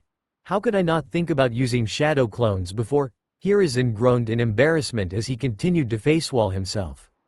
Meanwhile, Naruto and his girlfriends were currently outside his new house. The house was quite big and had 3 floors in it. Naruto had asked Hiruzen to build it just after he got access to his clan savings. Hey Naru-kun, why are we here? Anko asked. This, my Anko-chan, will be our new house from now on, Naruto said while motioning his hand towards the house. Our? Anko asked with confusion. Yes, you, me and Akari will be living here from now on, Naruto said as he entered his new house. But I already have a house, Naru-kun, Anko said. Naruto turned his head back and replied, I won't let my girlfriend live in that old wooden shack. Besides, I've already made arrangements for you. Anko turned towards Akari who just shrugged. If Naruto-kun really wants it, who am I to object? But don't think for a single second that I'll let you have your way with my Naruto-kun in here. A mischievous smirk came across Anko's face when she saw Akari glaring at her. I'll get the same room that Naruto-kun is having, Anko said and rushed past Akari who just fumed and chased Anko. After a week or so both Naruto and Akari got their citizenship of Konoha and were given admission to Konoha's ninja academy. Naruto also learned about everything that happened in Konoha during his absence, which included the Uchiha tragedy. Needless to say, he was really sad to know that Uchiha Itachi, who was the weasel-masked Anbu that Naruto considered as his precious person, killed every Uchiha members in a single night with the exception of his brother Uchiha Sasuke. Naruto refused to believe that Itachi killed all of his family just to test his strength and told Hiruzen that he'll find the real reason behind the whole incident. Naruto also got to know that after he was gone, the whole village rejoiced and over the years changed a lot. All of the village children were told that Naruto was the Kyuubi. Except for the clan heirs who were explained by their respective clan leaders and a few exceptions, all the children hated Naruto now. Naruto didn't seem to be fazed by it but gave a heavy sigh at the villagers' stupidity. Naruto was also given the list of his classmates and was a bit surprised to know that his batch consisted of many clan heirs. Naruto also did a high-level demonic genjutsu over him so that his height shortened from 5 feet 10 inches to 5 feet 1 inch since he didn't want his classmates or rather anyone to look at him like he was a giant. As soon as Anko got to know that her Naruto-kun was going to become a genin, she rushed to the Hokage's office to already choose Naruto in her team. Although when Hiruzen said to her that she can't just create a new team, a smirk came across her face and she told Hiruzen her plan. Currently, both Akari and Naruto were walking towards the Ninja Academy for their first day. Do we really have to do this, Naruto-kun? I mean, we are way above the level of a genin, Akari complained a bit. Don't say that, Akari-chan. We might be strong characters but it's always fun to start the game from level 1 inch, Naruto replied. Alright, Akari said with a pout. On their way to the academy, they saw 3 boys around the age of 12 or something picking on a girl. The said girl had dark blue hair that was kept in a Harem cut. Her hair was short, kept just above her forehead with chin-length strands framing her face. She was wearing a cream-colored hooded jacket with a fire symbol on the upper sleeves and fur around the cuffs and hem. Along with that she was wearing navy blue pants. The girl was crying a bit as the bullies were calling her a weirdo due to her eyes. Hey, what's with those ugly eyes? Bully 1 said. She doesn't even have pupils, is she blind? Bully 2 teased. That would mean that she can't tell anyone even anything we do, Bully 3 said as he picked up a rock and was about to throw it on the girl. But before any of them could even lift a finger at the girl, they were suddenly thrown away from the girl by a strong invisible force and were instantly knocked out after hitting the trees. The girl didn't understand what happened but was completely caught off guard when she saw a handsome blonde approach her and offered her his hand. You okay? Naruto asked with concern. He always hated bullies since he was bullied or rather tortured before he left Konoha. The girl blushed a bit but replied while taking Naruto's hand, why, yeah, I'm okay. Thank you for saving me. Naruto chuckled at her stuttering, finding it really cute. No problem, anything for a cute girl like you, Naruto said with his famous fox-like smile. The girl blushed furiously at the compliment. He thinks I'm cute. By the way, I'm Naruto Uzumaki. What's your name? Naruto asked. I'm Hinata Hyuga, the girl replied. That's a really pretty name, Hinata-chan. Naruto said, oblivious to the suffix he simply added. Hinata-chan. Hinata blushed scarlet red due to the suffix Naruto simply added to her name. Wait, I remember now. We're in the same batch, Naruto exclaimed a bit. Hinata got a bit confused when she heard that Naruto was in the same class as her. It would be impossible that she could not have remembered Naruto being in the same class as her since he could easily draw the attention of people towards himself with his looks. Naruto-san. I don't think I ever saw why. You? Hinata asked with confusion. Well, that's because I'm a new admission along with Akari-chan here, Naruto said while he motioned his hand to his right. Hinata then noticed Akari standing to the right of Naruto with a smile on her face. Hinata furiously apologized to Akari for not noticing her earlier. "It's okay, Hinata-san. I really don't mind," Akari said with a sweat drop, seeing Hinata apologize with such intensity. But when Akari's eyes met Hinata's, her women intuition started screaming that this girl was even more dangerous than Anko. Akari just shrugged it aside, seeing that Hinata was a very shy person and would never pose much threat to her. If only she would have listened to her women's intuition. After a moment, the trio started walking towards the academy together. Ninja Academy. Iruka Amino was having a tough day since his assistant Mizuki was sick. He had to deal with the whole class alone. The said class were in their own world as everyone was busy doing their own thing. The girls from the Sasuke fan club, or SFC, were fawning over Sasuke, who as usual was brooding in his seat. Choji was eating chips in the class, Shikamaru was sleeping, Kiba was, well, doing what he does. Shino was completely silent in his seat. Hinata was sitting in her seat with a shy look as always, but this time it was more since her blonde hero would be joining her class soon. Naruto and Akari told her to go to her classroom since they will be introduced later. Sakura and Ino were fighting over who loves their Sasuke-kun more. In short, Ikura was completely ignored. Iruka's eyes twitched and he used his famous big head no jutsu to silence the class. Although not fully effective, he did reduce the noise up to 85%.